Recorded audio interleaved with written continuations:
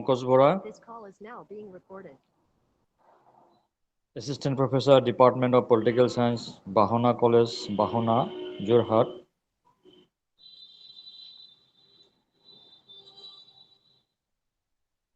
ৰাজনীতি বিজ্ঞান বিভাগৰ মোৰ সহকৰ্মীবৃন্দ, জ্যেষ্ঠ অধ্যাপক সুদৰ্শন ৰায় ছাৰ, গৌতম ৰায় ছাৰ, আৰু বাহনা মহাবিদ্যালয়ৰ ৰাজনীতি বিজ্ঞান বিভাগৰ বিভিন্ন ফেকাল্টি মেম্বাৰ আৰু মোৰ মৰমৰ ছাত্ৰ ছাত্ৰীসকল। হেল্ল'। ঠিকে আছে ৰিজুবুল্লাহ, কৈ যা। ঠিকে আছে।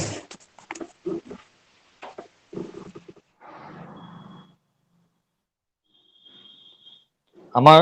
ছাত্ৰ ছাত্ৰীসকলৰ জ্ঞাতাৰ্থে মই এটা বস্তু ক'ব খোজো যে আমি ইতিমধ্যে বাহনা কলেজৰ লগত আমাৰ এটা মৌ চাইন হৈছে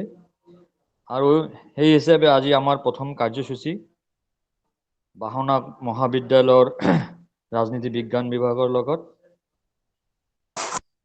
এই ক্ষেত্ৰত আজিৰ এই বক্তৃতা অনুষ্ঠানলৈ মই সকলোকে আদৰণি জনাইছোঁ। মই আশা ৰাখিছোঁ আজিৰ এই অনুষ্ঠানৰ যোগেদি আমি সকলোৱে উপকৃত হ'ম আৰু আমাৰ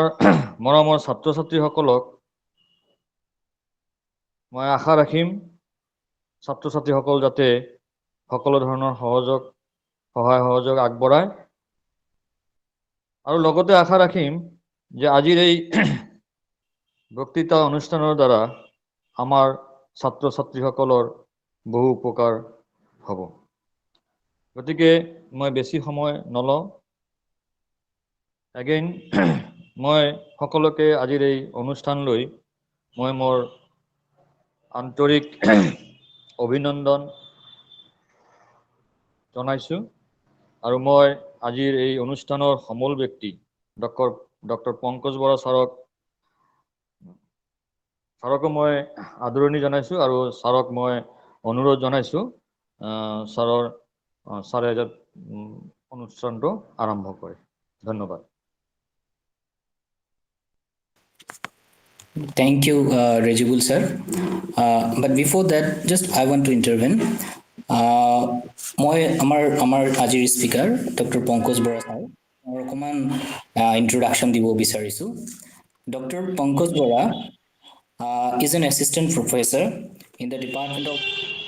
Science, Bahana College. He is a dedicated teacher cum researcher. He has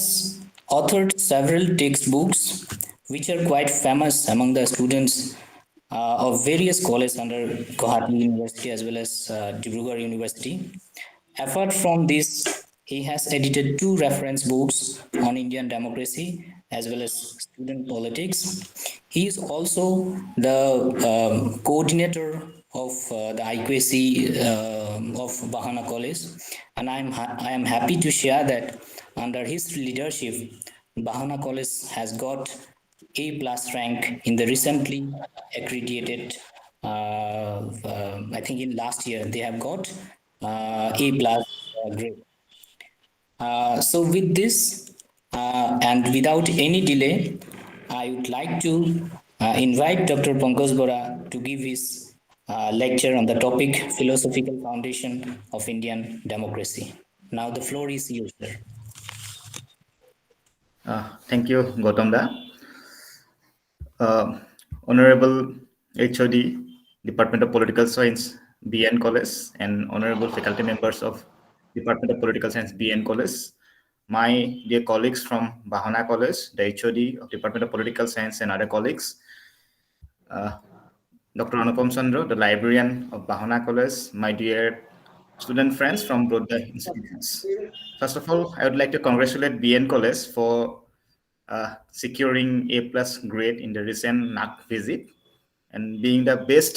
college from NAC perspective in Assam. So congratulations to Dr. Roy, Dr. Alam sir, and all the students and all the faculty members of BN College. As Alam sir already said that we have signed an MOU between the Department of Political Science, Bahana College and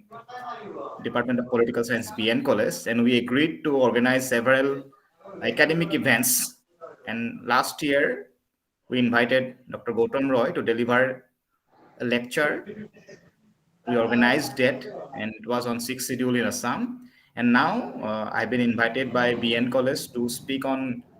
a topic related to Indian politics, and I said that I will speak on Indian democracy, and rather I will discuss something related to a concept of being considered India as the mother of democracy, or I will try to look at the philosophical foundation of Indian democracy. And I will make a presentation, and it will take around 30 to 35 minutes. And after that, we will go for interaction with the students. And I hope students will take part in the entire process. And in that process, I also hope to receive your feedbacks and suggestions. I will make the presentation multilingual because I believe that delivering the concept both in Assamese, English, as well as in Hindi will help the students in better understanding the concept. So, as I said, Gautam, that probably more econ ahise ne? I say. So, the topic I have chosen is philosophical foundation of Indian democracy. মই যদি অসমীয়াত কওঁ যে ভাৰতীয় গণতন্ত্ৰৰ যিটো বৌদ্ধিক দাৰ্শনিক আধাৰ সেই বিষয়ে মই কিছু আলোকপাত কৰিম আৰু it has a relation with the recent initiative that UGC took in 2022. In 2022, UGC asked all the institutions to organize talk related to on the occasion of Constitution Day, and asked organizations to organize talk program, popular talk or other program on the concept that India is the mother of democracy. আৰু এই কনসেপ্টৰ পৰা আসলে মোৰ আজি গোটেই যেটো presentation তাৰ roots to ওলাইছে বুলি মই ক'ব পাৰো আৰু এনে এই টপিকটো বাছি লোৱাৰ one of the prime reason is that we all have accepted democracy as the most popular form of government. Countries across the world decided that they will adopt democracy. In a recent survey, it was found among 195 countries, there are more than 160 countries who have adopted democracy or who are democratic in nature. So, এই কথাটো বুজাইছে যে বহু সংখ্যক কান্ট্ৰিয়ে যেহেতু ৰাষ্ট্ৰই যেহেতু গণতন্ত্ৰক আকোৱালি লৈছে গতিকে বৰ্তমান সময়ত গণতন্ত্ৰ আটাইতকৈ পপুলাৰ ফৰ্ম অফ গভৰ্ণমেণ্ট আটাইতকৈ জনপ্ৰিয় চৰকাৰৰ ব্যৱস্থা আৰু সেই গণতন্ত্ৰৰ যেটো ভেটি সেই কথাখিনিকে ভাৰতবৰ্ষত কেনেধৰণে আছে তাৰ বিষয়ে চাম কিয় গণতন্ত্ৰ আটাইতকৈ পপুলাৰ তাৰ আমি সূত্ৰ বিচাৰি যদি যাওঁ then we will find in the definition of democracy given by Abraham Lincoln. Lincoln said that democracy is of the people, by the people, for the people. অৰ্থাৎ গণতন্ত্ৰ এনে এক ধৰণৰ চৰকাৰ যাক কোৱা হয় জনসাধাৰণৰ বাবে এখন চৰকাৰ আৰু এই চৰকাৰত আমি শাসকসকলক নিৰ্বাচনৰ জৰিয়তে বাছি উলিয়াও election is the mode of selecting government. And it is based on the principle of majority. যিজন ব্যক্তিয়ে সংখ্যাগৰিষ্ঠ লোকৰ সমৰ্থন লাভ কৰে সেইজন ব্যক্তিয়ে নিৰ্বাচিত হয় আৰু সেই নিৰ্বাচিত ব্যক্তিসকলৰ যিটো ৰাজনৈতিক দলে সৰ্বাধিক আসন লাভ কৰে সেই দলটোৱে চৰকাৰ গঠন কৰে so it's a form of government having support of majority people সংখ্যাগৰিষ্ঠ লোকৰ সমৰ্থন থকা চৰকাৰ বুলি আমি কওঁ অৱশ্যে বৰ্তমান সময়ত মাল্টি পাৰ্টি সিস্টেমত 30% 40% সিট শেয়াৰ মানে ভোট শেয়াৰ কৰি more than 50% seat share লাভ কৰি পেলাই গণতন্ত্ৰ হৈছে এটা এটা বেলেগ ধৰণৰ কথা তালৈ আমি লাহে কৈ যাম প্ৰয়োজন হলে কিন্তু to start with democracy is a government where majority system has been adopted যত সংখ্যাগৰিষ্ঠতাক আমি আকোৱালি লৈছো আৰু এতিয়া প্ৰায়বোৰ ৰাষ্ট্ৰই গণতন্ত্ৰক আটাইতকৈ ভাল প্ৰকাৰৰ চৰকাৰ বুলি কৈছে কিন্তু আমি ৰাজনীতি বিজ্ঞানৰ ছাত্ৰ-ছাত্ৰীসকলে কেইজন ব্যক্তিক খুব অধ্যয়ন কৰো তাৰে এজন Aristotle, and Aristotle had a different idea about democracy. He said that democracy is a corrupt form of government. গণতন্ত্ৰ এক বিকৃত প্ৰকাৰৰ চৰকাৰ আমি এই কথাটো সকলোৱে জানো and why he said so he said that democracy is a corrupt form of government because it is built upon the belief of majority rule কিয় কৈছে কিয়নো তেওঁ কৈছে যে গণতন্ত্ৰ হৈছে মেজৰিটি ৰুলৰ ওপৰত বেছড কৰা সংখ্যাগৰিষ্ঠতাৰ ওপৰত ভিত্তি কৰি পেলাই গণতন্ত্ৰ যেহেতু প্ৰতিষ্ঠিত সেই কাৰণে তেওঁ গণতন্ত্ৰক আটাইতকৈ বেয়া প্ৰকাৰৰ চৰকাৰ বুলি কৈছে যেটো আমাৰ বৰ্তমানৰ কনসেপ্টতকৈ একেবাৰে উলুটা আমি কৈছো যে আটাইতকৈ ভাল প্ৰকাৰৰ চৰকাৰ কিয়নো it's based on majority rule whereas Aristotle criticized it considering that democracy is a government by majority rule এই মেজৰিটি কনসেপ্টকনো কিয় এৰিষ্টটলে ক্ৰিটিসাইজ কৰিছিলে আৰু আমিনো তাৰ পৰা আতৰি কিয়নো ভাৰতবৰ্ষক এখন ভাল গণতান্ত্ৰিক দেশ বুলি ক'ব বিচাৰিছো বা তাৰনো ফিলসফিক্যাল ফাউন্ডেশনটো কি সেইখিনি কথাই আসলতে মই কম কিন্তু কোৱাৰ আগতে প্ৰথমে এৰিষ্টটলৰ যেটো জাস্টিফিকেশন কিয় মেজৰিটি ৰুলটো বেয়া তাক অকমান কৈ আমি চাই লোৱাৰ আৱশ্যকতা আছে So democracy is a government based on the principle of majoritarian system আৰু এই কথাটো ক্ৰিটিসাইজ কৰিছিলে এৰিষ্টটলে কিয়নো সেই ডেমোক্ৰেটিক প্ৰিন্সিপল বিশ্বাস কৰা এনচিয়েন্ট গ্ৰীকতে এৰিষ্টটলৰ যিজন গুৰু সক্ৰেটিছক ডেমোক্ৰেটিক প্ৰিন্সিপল ব্যৱহাৰ কৰি পেলাই তেওঁক মৃত্যুদণ্ড দিয়া হৈছিল আমি সকলোৱে সক্ৰেটিছৰ নাম শুনিছো we all are familiar with the name Socrates one of the greatest ancient Greek philosopher আৰু তেওঁ কি কৰিছিলে তেওঁ যিবোৰ সেই সময়ত প্ৰতিষ্ঠিত চিন্তাধাৰা আছিল he was reluctant in accepting those ideas ideologies philosophies and তেওঁ কৰিছিলে কি যে নতুন নতুন আইডিয়া কিছুমান তেওঁ আনিছিলে আৰু সেইবোৰ কথা তেওঁ নিজে চৰ্চা কৰিছিল আৰু যিসকল সেই সময়ৰ ইয়ং ব্লাডছ আছিল নতুন নৱপ্ৰজন্মক তেওঁ এই কথাবোৰ ইনকালকেট কৰিবলৈ চেষ্টা কৰিছিল তেওঁলোকৰ সৈতে আলোচনা কৰিছিল আৰু তেওঁলোকক কৈছিল যে these are the things that are real and we should accept it এই ধৰণৰ তেওঁ প্ৰপজিশন দিছিলে আৰু এই কামটো কৰাৰ বাবে সেই সময়ৰ চৰকাৰে সক্ৰেটিছক কৈছিলে যে he is a person who do not believe in the god of the city অৰ্থাৎ ৰাষ্ট্ৰই যিজন ভগৱানক মানে বা যিখিনি কথা মানি লৈছে যিখিনি প্ৰিন্সিপলছক মানি লৈছে সেইখিনি মানি নলয় সক্ৰেটিছে and he is trying to introduce a new god or new gods তেওঁ নতুন নতুন নীতি আনিবলৈ চেষ্টা কৰিছে তেওঁ নতুন ঈশ্বৰক উপাসনা কৰিবলৈ আৰম্ভ কৰিছে which was against the principle of the city state of that time আৰু এই গোটেই কামটোৱে সেই সময়ৰ যিসকল ইয়ং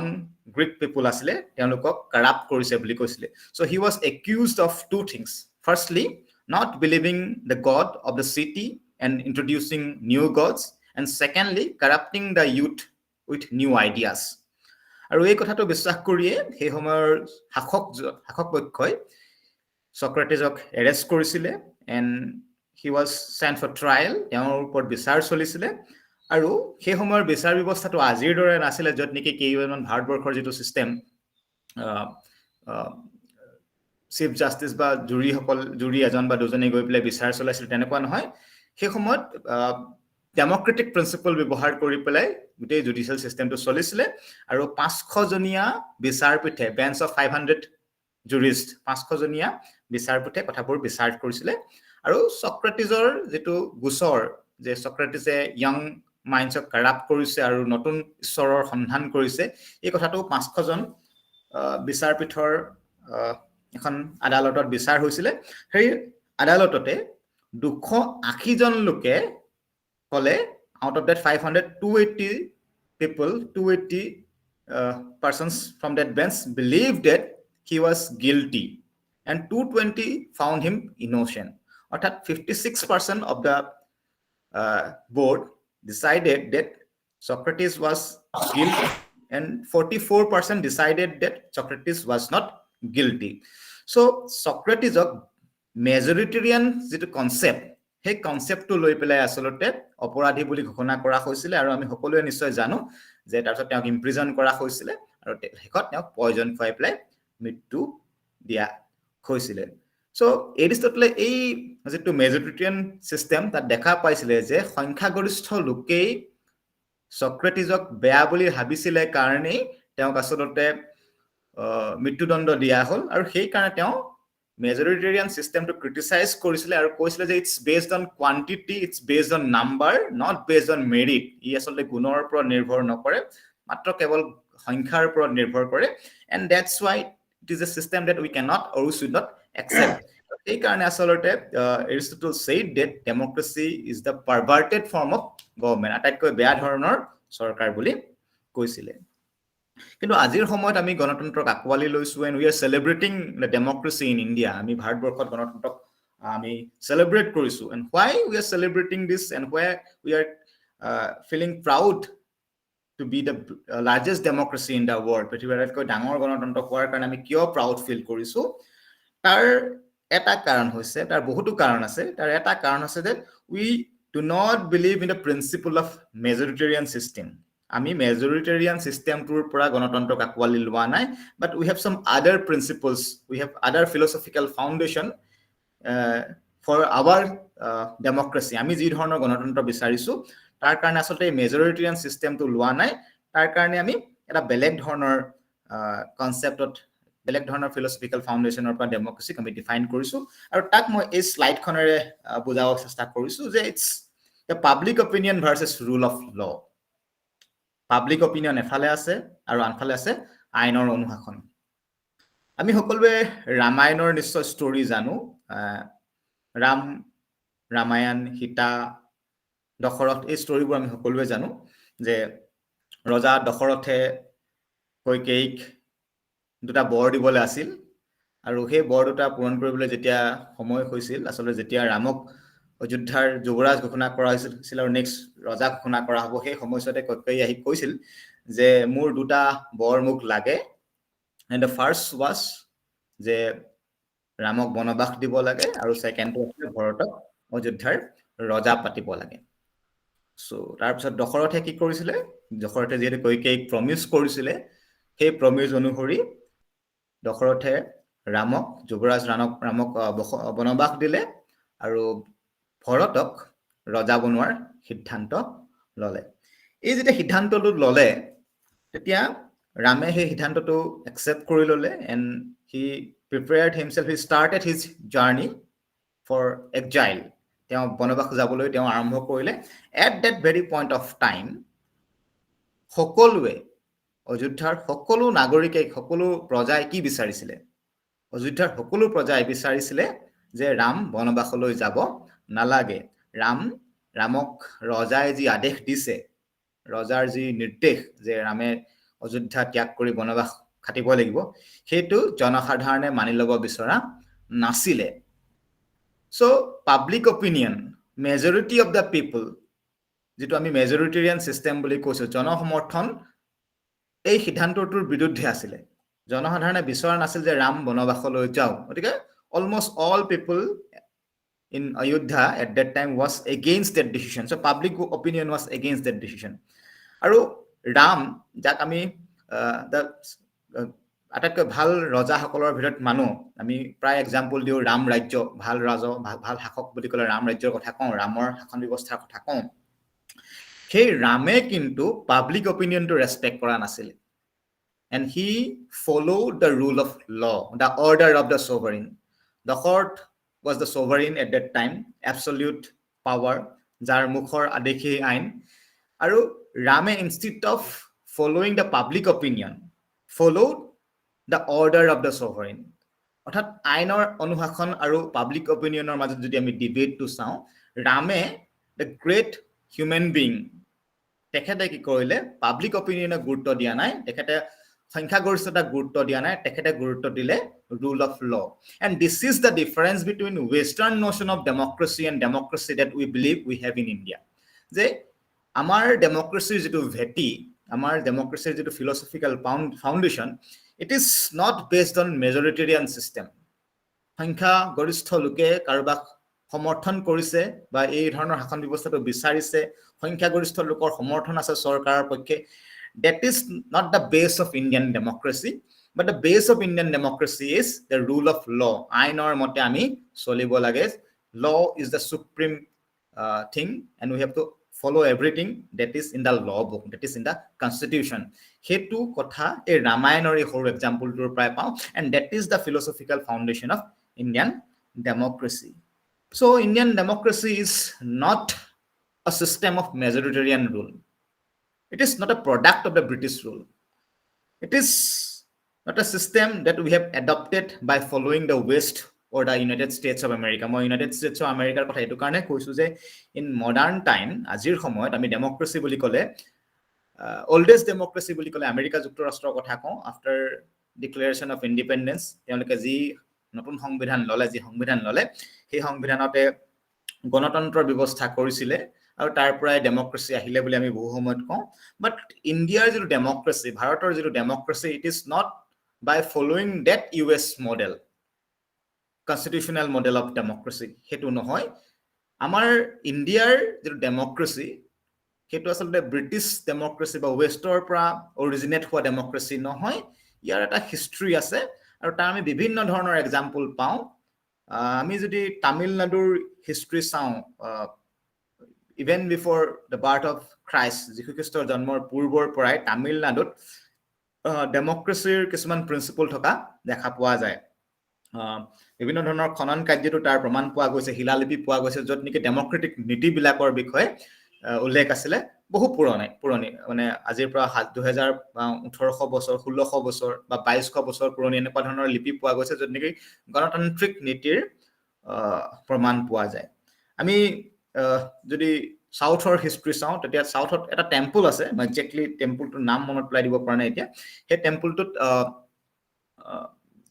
তাৰ যিটো পৰম্পৰা সেই পৰম্পৰাটো বিচাৰি যাওঁতে গম পোৱা গৈছে যে তাত টেম্পলটোত মানুহ লগ লাগি পেলাই টেম্পলটো কোনে চলাব তাক এই আজিৰ সময়ৰ ভোটিং সিস্টেমৰ দৰে ভোটিং সিস্টেমত ডিসাইড কৰা হৈছে এটা পাত্ৰ আছিল পাত্ৰত গৈ মানুহে কোনোবা এজন ব্যক্তিৰ সপক্ষে অপিনিয়ন দিছিলে এটা ভোট দান কৰাৰ দৰে ব্যৱস্থা কৰিছিল আৰু যিজন ব্যক্তিৰ নামত যেটো পাত্ৰ আছিল সেই পাত্ৰটোত আটাইতকৈ বেছি ভোট পাইছে সেইজন ব্যক্তিয়ে সেই টেম্পলটো ৰান কৰিছিল মন্দিৰটো ৰান কৰিছিল সো এই যে ইলেকশনৰ কথাটো এটো it's not a product of Europe বা it's not a product of USA এই কোটে প্ৰেক্টিস টু ইলেকশন বা পাবলিক অপিনিয়ন হুনাটো বা অন্যান্য যিবোৰ কথা ইয়াৰ এটা লং হিষ্ট্ৰী আছে ইণ্ডিয়াত আৰু সেই কাৰণে আমি বহু সময়ত ইণ্ডিয়াক মাদাৰ অফ ডেমক্ৰেসি বুলিও কওঁ আৰু আমি সেই কাৰণে কওঁ যে Indian democracy is not a democracy borrowed from the British but it has its own origin ভাৰতবৰ্ষতে ইয়াৰ ইতিহাস আছে যাৰ কাৰণে আমি কওঁ যে ইয়াৰ এটা ফিলসফিক্যাল ফাউন্ডেশন ভাৰতবৰ্ষত আমি দেখা পাওঁ এই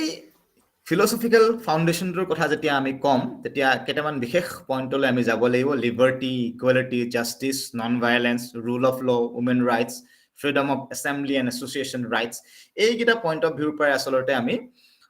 ইণ্ডিয়ান ডেমক্ৰেসিৰ ফিলসফিক্যাল ফাউন্ডেশনটো চাম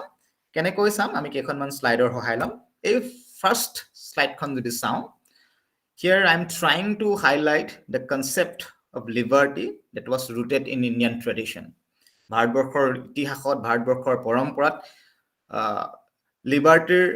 ট্ৰেডিশনটো কেনেকৈ আছে তাৰ এটা আভাস ইয়াত দিবলৈ চেষ্টা কৰিছো ইয়াত আমি তিনিখন ছবি দেখা পাইছো there are three pictures and all three pictures are very famous আমি সকলোৱে জানো প্ৰথমখন পিকচাৰ হৈছে it's related to freedom of thought and expression আৰু মই ইয়াক পিক কৰিছো ৰামায়ণৰ পৰা আমি সকলোৱে ৰামায়ণৰ এইটো ষ্টৰী জানো যে যেতিয়া ৰাৱণক পৰাস্ত কৰা হ'ল তাৰপিছত ৰাম ঘূৰি আহিলে আৰু ৰাম ঘূৰি অহাৰ সময়ত সীতাৰ অগ্নি পৰীক্ষা হ'ল তাৰপিছত ৰাম সীতা লক্ষ্মণ অযোধ্যালৈ ঘূৰি আহিলে আৰু ৰাম ৰজা হ'ল সেই সময়তে ৰজাৰ বিৰুদ্ধে এটা জনসাধাৰণৰ মাজত এটা চৰ্চা চলি যে ৰজাই সীতাক লগত ৰাখিছে আৰু সীতাৰ সন্তান জন্ম হ'বলৈ গৈ আছে আৰু জনসাধাৰণে বিশেষকৈ আমি এজন ধুবাৰ ৰেফাৰেন্স পাওঁ সেই ধুবাজনে ক'লে যে কাৰ সন্তান নাজানো ৰজাৰ ঘৰত ৰাখি থৈছে এই যে কথাষাৰ ক'লে কাৰ সন্তান নাজানো ৰজাই ঘৰত ৰাখি থৈছে অৰ্থাৎ সীতাৰ গৰ্ভত যাৰ সন্তান আছে ইয়াৰ ৰামৰ সন্তান এনে কাৰণ আমি নাজানো এই কথাষাৰ যে ক'ব পাৰিলে that implies the liberty of thought and expression যে ৰজা চূড়ান্ত সাৰ্বভৌম ক্ষমতাৰ গৰাকী যাক কোনেও আমি যেতিয়া মনাৰ্কিৰ কথা কওঁ তাৰ বিৰুদ্ধে কোনেও মাত মাতিব নোৱাৰে আমি অ্যাবসলিউট মনাৰ্কিৰ কথা পাইছো যে ৰজাৰ যি কৰে ৰজাই তাক কোনেও বিৰোধ কৰিব নোৱাৰে তাৰ একেবাৰে অপজিটত গৈ পেলাই liberty of thought and expression আমি দেখা পাইছো য'ত নেকি এজন সাধাৰণ ধুবাই একেবাৰে মাৰ্জিনেলাইজ ক্লাছ অফ দ্য ছ'চাইটি তেওঁ গৈ পেলাই ৰজাৰ যিটো কৰ্তব্য ৰজাৰ যিটো কাম ৰজাৰ যি ব্যৱহাৰ তাক সমালোচনা কৰি কৈছে যে ৰজাই কাৰ সন্তান ঠিক নাইকিয়া এগৰাকী মহিলাক গৰ্ভৱতী মহিলাক ৰাজপ্ৰসাদত ৰাখি থৈছে এইটো আচলতে freedom of thought and expression বুজায় যিটো নেকি philosophical foundation of Indian democracy then আমি যদি ছেকেণ্ড ফটোখন চাওঁ এইখন ৰিলেটেড টু প্ৰহ্লাদ হিৰণ্যকশিপুৰ নৰসিংহ এই ষ্টৰিটো ইয়াত আচলতে বুজা গৈছে যে liberty of worship or religion হিৰণ্যকশিপুৰে কি কৈছিলে তেওঁ ৰজা হোৱাৰ পিছত কৈছিলে যে all should worship him there is no other god but only he তেওঁ কৈছিলে যে পৃথিৱীত আৰু কোনো ধৰ্ম নাই আৰু কোনো ঈশ্বৰ নাই তেওঁই ঈশ্বৰ তেওঁকে সকলোৱে পূজা কৰিব লাগিব but Prahlad had a different idea Prahlad said that I will not worship the king the monarch but I will worship Vishnu তেওঁ বিষ্ণুৰ ভক্ত আছিলে সো তাৰ পিছতে তেওঁ কি হ'ল ৰজাই বিভিন্ন ধৰণৰ শাস্তি দিলে কিন্তু সেই শাস্তি পোৱাৰ পিছতো প্ৰহ্লাদৰ অপিনিয়ন চেঞ্জ নহল আৰু শেষত আমি সকলোৱে জানো যে তোৰ ভগৱান ক'ত আছে সুধে হিৰণ্যকশিপুৰ পুত্ৰ প্ৰহ্লাদে কয় যে সকলোতে বিৰাজমান লাষ্টত এটা খুটাত আছানে সুধে আৰু সেই খুটাটোৰ পৰাই হিৰণ্যকশিপুৰৰ প্ৰকট হয় এই গোটেই ষ্টৰিটোৰ behind the philosophy is that even in the days of Ramayana and Mahabharata people had the liberty to worship the god they believe হিৰণ্যকশিপুৰে যদিও কৈছে যে I am the god I am the monarch মুকে পালন কৰিব লাগিব মুকে মানি চলিব লাগিব but প্ৰহ্লাদে ক'লে যে no I will not worship you তোমাক মই পালন কৰিব লাগিব বুলি কথা নাই মই মোৰ নিজৰ ঈশ্বৰক উপাসনা কৰিম মই যিজন ঈশ্বৰক বিশ্বাস কৰোঁ সেইজনকে মানি চলিম আৰু মুক সেই অধিকাৰটো দিব লাগিব আৰু সেই অধিকাৰটো যদি নিদিয়া then you don't have the right to rule us তোমাৰ আমাক শাসন কৰি থকাৰ অধিকাৰ নাই আৰু তাৰ কাৰণে তুমি শাস্তি পাবা গতিকে লিবাৰ্টি অফ ৱৰ্শ্বিপ বা লিবাৰ্টি অফ ৰিলিজন এই কনসেপ্টটো আমাৰ ইণ্ডিয়ান ফিলচফিত বহু সময়ৰ পৰাই আছে then the liberty of education জ্ঞানৰ স্বতন্ত্ৰতা শিক্ষা দীক্ষাৰ স্বতন্ত্ৰতা যিটো নেকি গণতন্ত্ৰৰ কাৰণে অত্যন্ত আৱশ্যক বুলি কোৱা হয় মুক্ত জ্ঞান মুক্ত শিক্ষা দীক্ষা যদি আমি নাপাওঁ তেনেহলে আমি কেতিয়াও আগবাঢ়ি যাব নোৱাৰো আৰু আমি মহাভাৰতৰ যদি একলব্য ষ্টৰিটো শুনো তেতিয়াহলে আমি তাৰ পৰা এটা কথা ৰিলেট কৰিব পাৰো যে মহাভাৰতৰ সময়ত শিক্ষাৰ কথাটো উনুকিয়াই থৈ গৈছিলে আমি মহাভাৰতত জানো যে কেনেকৈ গুৰু দ্ৰোণাচাৰ্যই একলব্যক শিক্ষা দিয়াৰ পৰা অমান্তি হৈছিল যে মই কেৱল ৰাজ পৰিয়ালৰ মানুহক শিক্ষা দীক্ষা দিওঁ গতিকে মই তোমাক শিক্ষা দিব নোৱাৰো এই কথা যে কৈছে এই কথাটোৱে আচলতে বুজাইছে যে দিস ওয়াজ ৰং it was act of injustice এক অন্যায় কৰিছে তাক ন্যায় হিচাপে বুজাবৰ কাৰণে মহাভাৰতত উল্লেখ কৰি থৈ যোৱা নাই তাক বুজাইছে যে এইটো এটা অন্যায় শিক্ষাৰ অধিকাৰ সকলোৱে পাব লাগিব আৰু কোনো এজন ব্যক্তিক যদি শিক্ষাৰ অধিকাৰ দিয়া নাই গুৰুৱে যদি শিক্ষা সেই ছাত্ৰজনক দিয়া নাই considering his caste creed or any other primordial thing then it is not acceptable this is not just গতিকে অন্যায় গতিকে এই তিনটা ষ্টৰি যদি চাওঁ whether it is the story of Dhuba the story of Prahlad or the story of Ekalabya এই তিনিটা ষ্টৰিৰ পৰা আমি freedom of thought and expression liberty of worship and religion আৰু freedom of education এই তিনটা কথা পাওঁ য'ত নেকি ইয়াৰ পৰা এটা কথা বুজি পাইছো যে we had liberty in Indian tradition and this is one of the philosophical foundation of Indian democracy দ্বিতীয়তে আমি এই তিনিখন ফটোৰ পৰা ইকুৱেলিটি কনসেপ্টটো বুজি পাওঁ equality of men and women মই অকল ৰামায়ণ মহাভাৰততে থাকিব বিচৰা নাই মই একেবাৰে ফিলচফিকেল ফাউণ্ডেশ্যন বুলি কওঁতে আমাৰ স্বাধীনতা সংগ্ৰামৰ সময়ছোৱাত বা একেবাৰে যিটো সময়ৰ পৰা আমি আমাৰ টেক্সটবোৰ পাওঁ সেই সময়ছোৱাকো আমি সামৰি ল'ব বিচাৰিছো একেবাৰে মানে বুদ্ধ কৌটিল্যৰ সময় ইয়াতে মই সামৰি ল'ব বিচাৰিছো আৰু ইকুৱেলিটি বুলি কওঁতে মেন এণ্ড উইমেনৰ ইকুৱেলিটি কথা ক'বলৈ যাওঁতে মই ৰাণী লক্ষ্মীবাই ৰেফাৰেন্সটো আনিব বিচাৰিছো এতিয়া Rani Lakshmibai is a symbol of women empowerment যে ৰজাৰ কোনো নাই who will be the next ruler a woman will be the next ruler এগৰাকী ব্যক্তি পুৰুষেই হওক বা মহিলাই হওক তেওঁ ৰাজনৈতিক ক্ষমতা একুৱায়াৰ কৰিব পাৰে তেওঁ ৰাজনৈতিকভাৱে সবল হ'ব পাৰে তেওঁ ৰাজনৈতিক দায়িত্ব বহন কৰিব পাৰে এই যে ৰাজনৈতিক ক্ষমতা মহিলালৈ দিয়াটো এইটো আসলতে মহিলা আৰু পুৰুষৰ মাজত সমতাৰ যেটো প্ৰমূল্য তাৰ কথা বুজাইছে তাৰপিছতে যদি আমি ইকুৱেলিটি এমং কাষ্টৰ কথা কওঁ নো ডাউট ব্ৰাহ্মণিক কালচাৰ ইণ্ডিয়াতে আছে আৰু সেই ইণ্ডিয়াতে classification of people based on caste কৈছে ব্ৰাহ্মণ ক্ষুদ্ৰ বৈশ্য কিন্তু তাৰে ৰিয়েকশ্যন হিচাপে আমি যদি চাওঁ বুদ্ধ বা বাকি সকলৰ ফিলছফি শ্ৰামণিক ট্ৰেডিশ্যনত যেটো ক্লাছ ডিভিজন কাষ্ট ডিভিজন যেটো তাৰ এটা ক্ৰিটিসিজম আমি দেখা পাওঁ যে people are not ready to accept that caste based differences division in the society and they are happy to accept the Shramanic tradition casteless society ঠিক এদৰে ইকুৱেলিটি অফ ক্লাছৰ কথা আমি ক'ব পাৰো আৰু তাৰ কাৰণে মই ৰেফাৰেন্সত আনিব বিচাৰিছো সুদামাৰ যেটো ষ্টৰী কৃষ্ণ আৰু সুদামা আমি সকলোৱে জানো কৃষ্ণ এজন খুব মানে আমি যদি আজিৰ সময়ত কওঁ এ পাৰসন ফ্ৰম ৰিচ ক্লাছ ধনী শ্ৰেণীৰ এজন ব্যক্তি আৰু Sudama is a symbol of poverty তেওঁ এজন অত্যন্ত দৰিদ্ৰ মানুহৰ দৰিদ্ৰ মানুহ কিন্তু দুইজনৰ মাজত বন্ধুত্ব আছে there is no difference between the rich and the poor এনেকুৱা নহয় যে ৰিচ জনে পোৰ জনক এক্সপ্লইট কৰিছে ধনী জনে দুখীয়া জনক এক্সপ্লইট কৰিছে তেনেকুৱা হোৱা নাই ইণ্ডিয়ান ট্ৰেডিশনতে বুজাইছে যে there are classes there are rich and poor ধনীও আছে দুখীয়াও আছে বাট ধনী সকলে দুখীয়া সকলক শোষণ কৰি প্লে এই অসমতাটোৰ অনৈতিক এডভান্টেজ লোৱা নাই but there was friendship between poor and the rich and এনেকুৱাও পৰিবেশ সৃষ্টি হৈছে যত নেকি ধনী কৃষ্ণই সম্ভ্ৰান্ত শ্ৰীকৃষ্ণই দৰিদ্ৰ সুদামাৰ সেৱা কৰিছে গতিকে this indicates the equality that rooted in Indian tradition ইয়াৰ পিছত যদি আমি ন্যায়ৰ কথাটো ক'বলৈ যাওঁ in India the concept of justice is related to the concept of dharma dharma বুলি ক'লে আমি আসলতে হিন্দু মুছলমান যেটো বৰ্তমান সময়ত ৰিলিজিয়ন বুলি কওঁ তাৰ পৰা নাচাওঁ ধৰ্ম বুলি ক'লে আমি ইণ্ডিয়ান ফিলছফিত জাস্টিস বা ন্যায়ৰ লগত ৰিলেট কৰো আৰু ইণ্ডিয়ান ফিলছফি এনেকুৱাটা ফিলছফি ইণ্ডিয়ান ট্ৰেডিশন এনেকুৱাটা ট্ৰেডিশন যত ধৰ্ম বা জাস্টিসৰ আমি ৰেফাৰেন্সেস পাওঁ for example justice for women আমি ৰামায়ণৰ কথাই কওঁ বা মহাভাৰতৰ কথাই কওঁ এই দুইটা ষ্টৰী দুইখন epic related to justice for women ৰামায়ণত কি হৈছিলে মহিলাৰ প্ৰতি হোৱা অন্যায়ৰ বিৰুদ্ধে সীতাৰ প্ৰতি হোৱা অন্যায়ৰ বিৰুদ্ধে ৰামে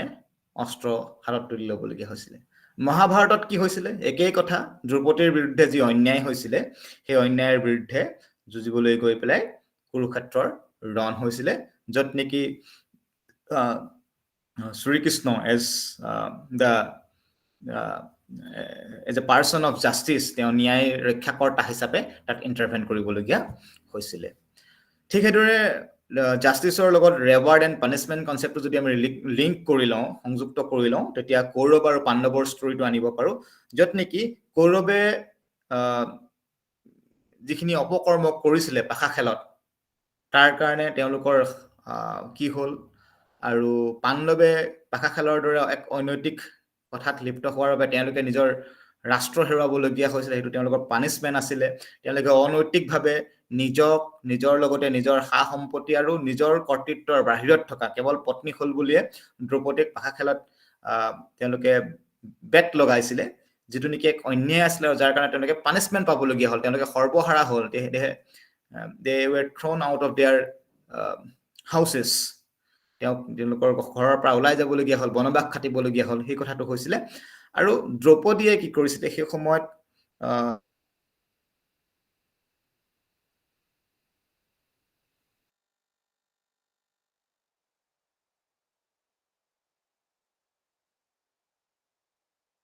যেটো কনসেপ্ট সেই কনসেপ্টটো ধৰ্মৰ নামেৰে ভাৰতবৰ্ষৰ পৰম্পৰাত আমি মহাভাৰতত দেখা পাওঁ যেটোৱে নেকি ন্যায়ৰ প্ৰিন্সিপলটো ৰিফ্লেক্ট কৰে দেন আমি কৌটিল্যৰ যদি ফিলছফি পঢ়ো কৌটিল্যৰ আইডিয়া অন জাস্টিস যদি চাওঁ তাতো একে ধৰণৰ কথাই আছে কৌটিল্যও সেই জাষ্টিছৰ কথাই কৈছে ডিউটি অফ দ্য কিং ৰজাৰ দায়িত্ব কি এই ৰজাৰ দায়িত্বৰ কৈছে যে ইটস দ্য ধৰ্ম অফ দ্য ৰজা ৰজাৰ ধৰ্ম ৰজাই জনসাধাৰণক পালন কৰিব লাগে ৰজাই ন্যায় প্ৰতিষ্ঠা কৰিব লাগে ৰজাই সকলোৰ কাৰণে ন্যায় ব্যৱস্থা কৰিব লাগে এই কথাবিলাকৰ জৰিয়তে আমি এনচিয়েন্ট টাইমতে ভাৰতবৰ্ষত জাষ্টিছৰ যেটো কনসেপ্ট সেই কনসেপ্টটো থকা দেখা পাওঁ so whether it is Ramayana or Mahabharata or in ancient Indian history আজিৰ পৰা 2022 বছৰ 24 বছৰ পুৰণা হিষ্ট্ৰীটো যদি চাওঁ আমি ভাৰতবৰ্ষৰ আমি ধৰ্ম বা ন্যায়ৰ যেটো ব্যৱস্থা হেতু দেখা পাওঁ যেটো নেকি ভাৰতবৰ্ষৰ গণতন্ত্ৰ এটা আধাৰ বা দাৰ্শনিক ভেটি ফিলসফিক্যাল ফাউন্ডেশন বুলি আমি ক'ব পাৰো দেন ডেমক্ৰেসিৰ লগত জড়িত এটা খুব পপুলাৰ কনসেপ্ট খুব ৰিলেটেড কনসেপ্ট হৈছে নন ভায়োলেন্স অহিংসা আৰু অহিংসা বুলি ক'লে আসলে India is the champion of non violence আমি একেবাৰে ৰিসেন্টলি যদি কওঁ আমি গান্ধীৰ কথা জানো তেওঁ কৈছিল যে অহিংসা ইজ দ্য হাইয়েষ্ট ডিউটি অহিংসা হৈছে পৰম ধৰ্ম তাতকৈ আৰু একো নাই worshipper of নন ভায়োলেন্স যিনি কি অহিংস পথৰে গৈ পেলাই ভাৰতবৰ্ষক স্বাধীনতা দিবলৈ সক্ষম হৈছিল তাতকৈ যদি আমি কিছু পঢ়বলৈ যাওঁ আমি বুদ্ধৰ কথা ক'ব পাৰো peace is a central concept of the religion of the Buddha বুদ্ধৰ গোটেই ধৰ্ম যেটো বুদ্ধবাদৰ মূল বিষয়বস্তু হৈছে শান্তি স্থাপন অহিংসা গতিকে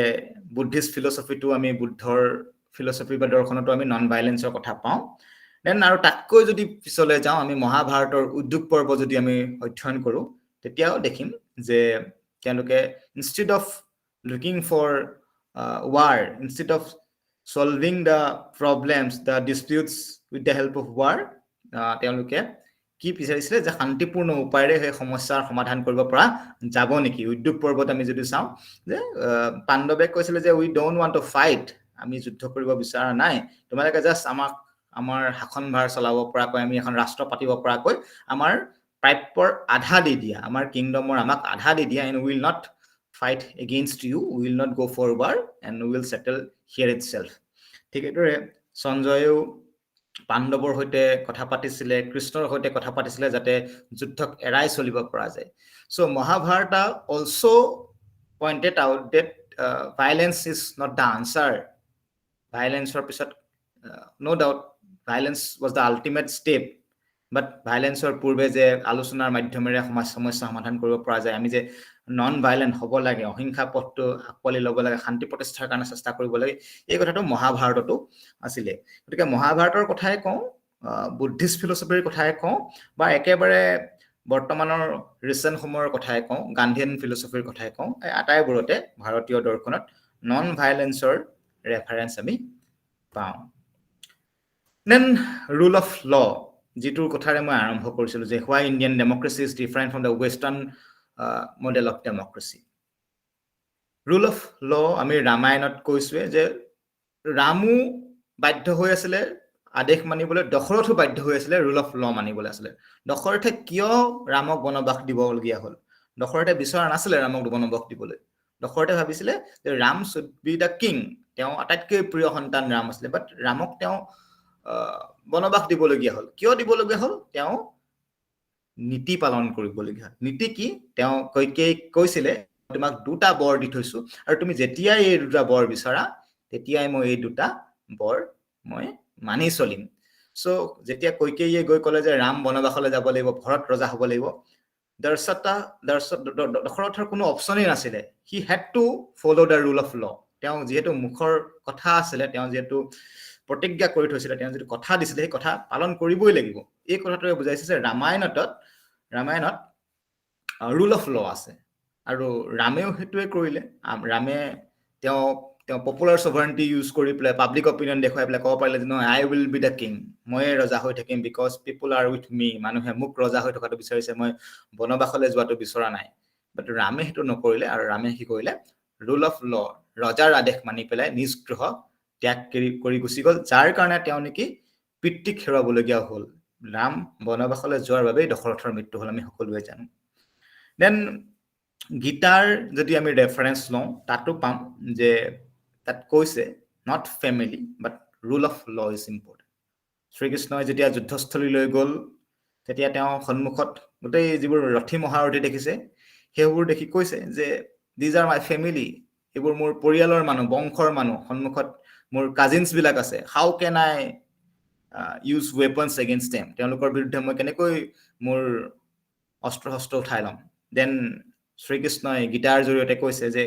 দে are family, but family is not important, rule of law is important, your duty is important. তোমাৰ ডিউটি কি? তুমি যোদ্ধা, আৰু যোদ্ধা হিচাপে, এজন যুঁজাৰু হিচাপে it's your duty to fight for your party. তুমি নিজৰ দলটোৰ কাৰণে যুদ্ধ কৰিব লাগিব, তুমি অন্যায়ৰ বিৰুদ্ধে যুদ্ধ কৰিব লাগিব। তুমি ফেমিলিৰ কথা ভাবিলে নহ'ব, তুমি যিটো নীতি, যিটো আইন, সেই আইন অনুসৰি তুমি যিহেতু যোদ্ধা, তুমি যিহেতু যুদ্ধস্থলীলৈ আহিছা, তোমাক ভৰসা কৰি যিহেতু তোমাৰ সৈন্যসকল আহিছে, you have to pick your bow and arrow and you have to shoot. তুমি তোমাৰ কাৰ্য কৰিবই লাগিব। গতিকে এই ৰামায়ণৰ ষ্টৰিয়ে হওক বা মহাভাৰতৰ গীতাৰ কথাই কওঁ, এই সকলোৰ পৰা ৰুল অফ লৰ ইম্পৰ্টেঞ্চটো যে ইণ্ডিয়াত আছে, ইণ্ডিয়ান ফিলচফিত যে ৰুল অফ লক গুৰুত্ব দিয়া হয়, তাৰ এক প্ৰমাণ পোৱা গৈছে। আৰু সেইকাৰণে ক'ব পাৰি যে ইণ্ডিয়াৰ হিষ্ট্ৰীত, ইণ্ডিয়াৰ ট্ৰেডিশ্যনত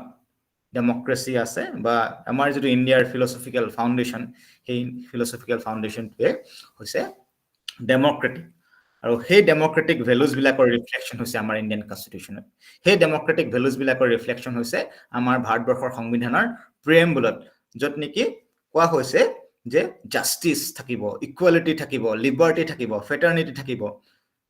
ছভাৰেইনিটি জনসাধাৰণৰ হাতত থাকিব। এই যিবোৰ ডেমক্ৰেটিক ভেলুজৰ কথা কোৱা হৈছে, ন' ডাউট এইবোৰ কোৱা হয় যে আমাৰ মেকাৰ অফ দ্য কনষ্টিটিউশ্যনে, সংবিধানৰ প্ৰস্তুতকৰ্তাসকলে বিভিন্ন ধৰণৰ কাণ্ট্ৰিৰ পৰা বৰো কৰিছে, বা যদিও বৰো কৰিছে, এট চাম পইণ্ট তেওঁলোকৰ মাজত নিশ্চয় সেই ফিলচফিকেল ফাউণ্ডেশ্যনটো আছিলে, এই হিষ্ট্ৰী, আমাৰ ইণ্ডিয়ান মিথলজি, মহাভাৰত, ৰামায়ণ, শ্ৰমণিক কালচাৰ, বুদ্ধিষ্ট ফিলচফি, এইবিলাকে ইনস্পায়াৰ কৰিছিলে, যাৰ কাৰণে তেওঁলোকে নেকি জাষ্টিছ, লিবাৰ্টি, ইকুৱেলিটি, ফেটাৰ্নিটিৰ দৰে কনচেপ্টবোৰ তেওঁলোকে ভাৰতবৰ্ষৰ সংবিধানত অন্তৰ্ভুক্ত কৰি লৈছিলে, যাৰ কাৰণে নেকি তেওঁলোকে ইণ্ডিয়াক এখন ডেমক্ৰেটিক কাণ্ট্ৰি হিচাপে গঢ় দিবলৈ সক্ষম হৈছিলে। আৰু যিবোৰ ফিলচফিকেল ফাউণ্ডেশ্যন থকাৰ কাৰণেই আচলতে আমি আজি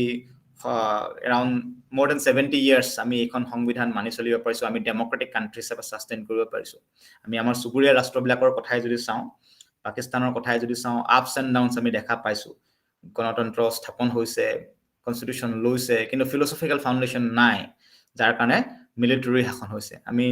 ম্যানমাৰৰ কথা ক'ব পাৰোঁ, একেবাৰে আমাৰ কিনাৰতে লাগি থকা ৰাষ্ট্ৰ, য'ত নেকি ডেমক্ৰেচিৰ আপ এণ্ড ডাউন হৈছে, ডেমক্ৰেচি আহিছে কিন্তু আকৌ মিলিটাৰী ৰুল আহিছে। আমি বেলেগ বেলেগ কাণ্ট্ৰিৰ কথা ক'ব পাৰোঁ, য'ত নেকি ডেমক্ৰেচি ছাষ্টেইন হোৱা নাই, অথৰিটেৰিয়ান ৰুল আহিছে। আমি যিসকলে ব্ৰাজিলৰ ইতিহাস পঢ়িছোঁ, আমি দেখিম তাত কেনেকৈ ডেমক্ৰেচি ষ্টাব্লিছ হওঁতে কিমান এটা সংগ্ৰাম কৰিবলগীয়া হৈছে, কিন্তু ইণ্ডিয়াত এইটো হোৱা নাই। কিয় হোৱা নাই? যে আমাৰ এটা ফিলচফিকেল ফাউণ্ডেশ্যন আছে, আমাৰ এটা ভেটি আছে, আৰু এই ভেটিটোৱে আচলতে আমাক গণতন্ত্ৰ হোৱাত, বা আমাৰ ভাৰতীয় গণতন্ত্ৰৰ ভেটি শক্তিশালী হোৱাত সহায় কৰিছে। সেইকাৰণে মই কৈছোঁ যে আৱাৰ ফিলচফি, আৱাৰ ট্ৰেডিশ্যন, এই সকলোবিলাকতে গণতন্ত্ৰৰ প্ৰমূল্য আছে, আৰু যাৰ কাৰণে আমি এখন গণতান্ত্ৰিক দেশৰ নাগৰিক হিচাপে আজি উশাহ নিশাহ ল'ব পাৰিছোঁ। কিন্তু এইখিনিতে আমাৰ কিছুমান কৰ্তব্যও আছে, যাৰ জৰিয়তে আচলতে আমি এই ডেমক্ৰেচিৰ যিটো ফিলচফিকেল ফাউণ্ডেশ্যনটো ষ্ট্ৰং কৰিব লাগিব, প্ৰমোট কৰিব লাগিব, ফিউচাৰৰ কাৰণে আমি তাক ঠিক কৰিব লাগিব। খুব চিম্পল কথা, আমি প্ৰথম কথা হ'ল সংবিধানখনক মানি চলিব লাগিব, সংবিধানখনৰ নীতি আদৰ্শক বিশ্বাস কৰিব লাগিব, তেতিয়াহে আমি in future also' we can make our democracy stronger. আমি সহিষ্ণু হ'ব লাগিব, টলাৰেণ্ট হ'ব লাগিব, আমি সহজেই ভুল যাব নালাগিব বা আনৰ প্ৰতি নিৰ্দয় হৈ পৰিব নালাগিব। উই মাষ্ট বিলিভ ইন ছেকুলাৰিজিম, ধৰ্ম নিৰপেক্ষ যদি নহওঁ,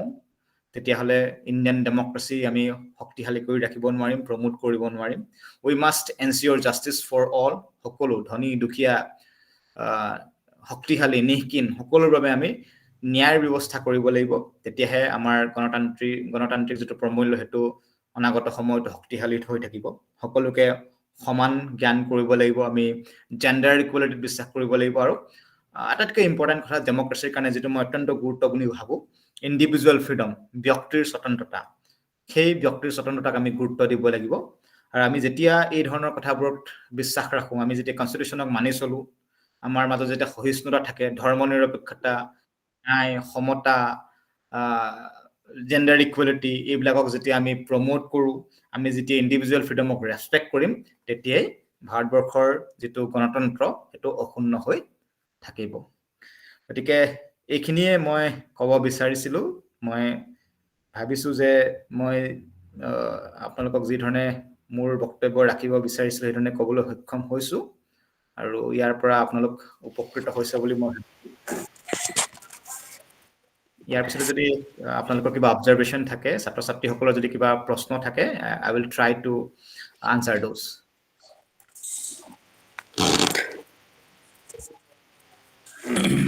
Thank you, Pankaj. It's a wonderful and very engaging lecture.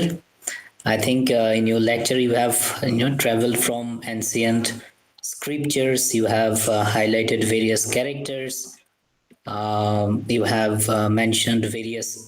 incidents to Gandhi in the modern period to justify your idea on democracy, on Indian democracy and its philosophical foundation. If I say your lecture has enthralled me, and I hope our students also have been benefited by your lecture, and I'm sure that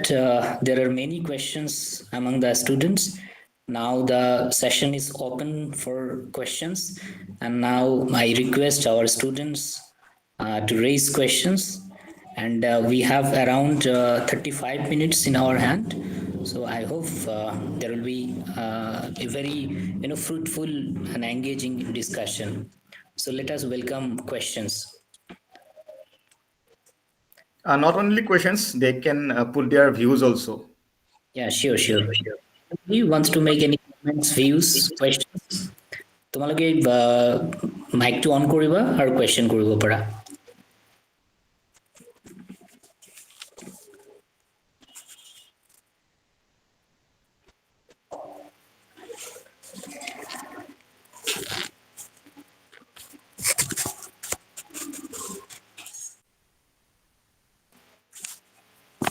কৰা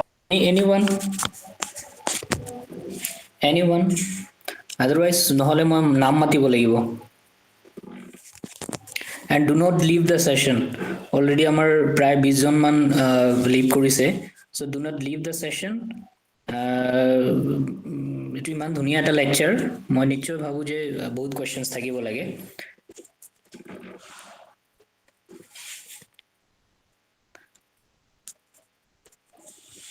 কৰা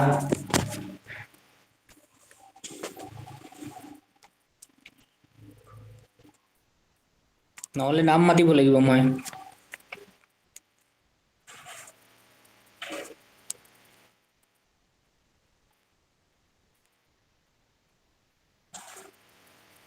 Sania, mic on কৰা and raise your questions. যিকোনো question.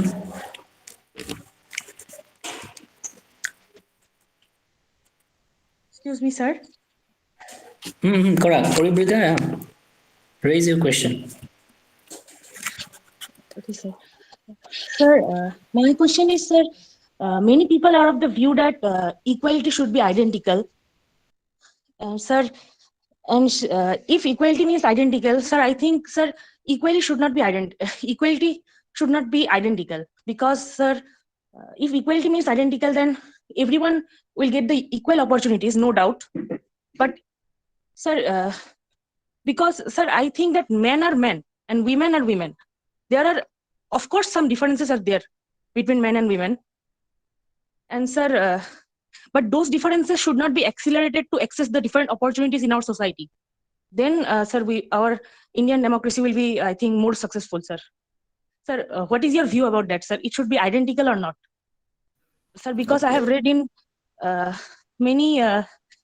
that means I have seen in news also, many people are of the view that it should be identical. The word identical, you want to say that there should not be any difference between men and women in all forms. And if it is so, then that is not true. Yes, what equality means, that equality among the equals, first of all. And secondly, the concept of equality believes that there may be natural inequalities. A person is long, a person is short. So we cannot make both equal. Someone has more physical power, someone has less physical power. Those things are natural, and we cannot undo those natural divisions. Those diversities cannot be erased out. But we should not create any unnatural division or differences, and any such unnatural division or inequality is against the principle of justice. So when we say that there should be equality, it only means that there will not be any unnatural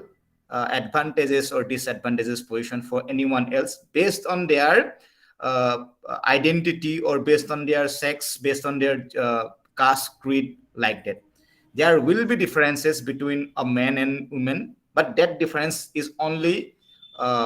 natural differences. That is not man. That should not be man-made differences. If there is any man-made differences, that is not justice. That is not equality, and that is what we should not promote. That is what that democracy should not encourage.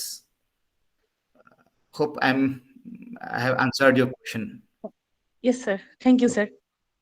Sir, it was a great session. We really enjoyed a lot. Thank you, sir. Thank you. Thank you. Anybody else?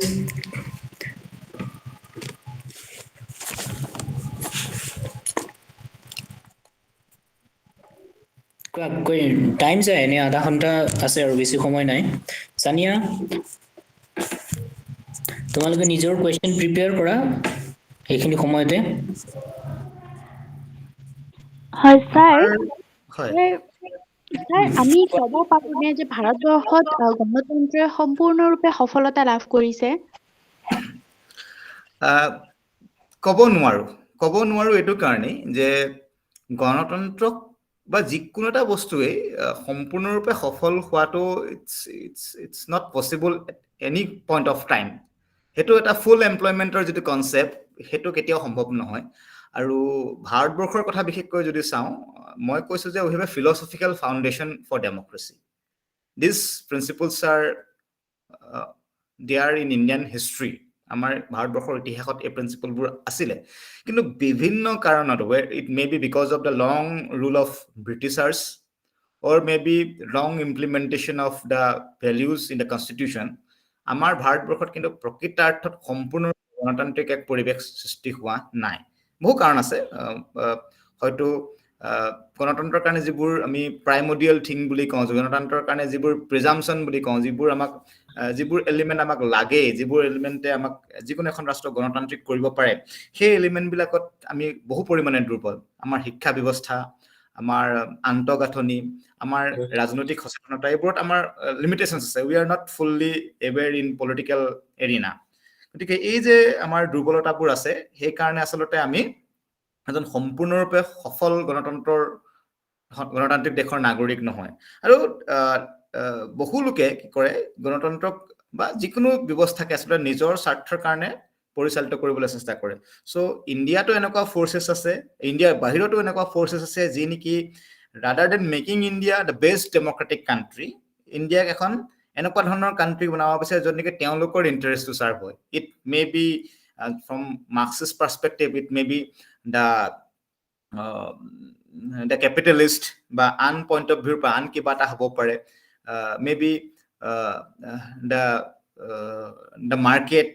maybe the vested interest of political parties বিভিন্ন কাৰণ হ'ব পাৰে but there are lots of factors that are creating hindrance in making India the best or the fully democratic country but we must have faith on the principles of democracy and we all must try to make India a pure fully democratic country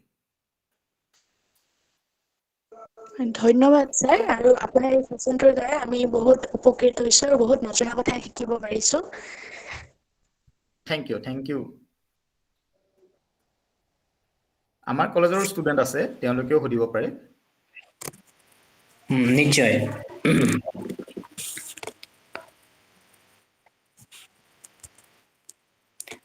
anyone from Bahana College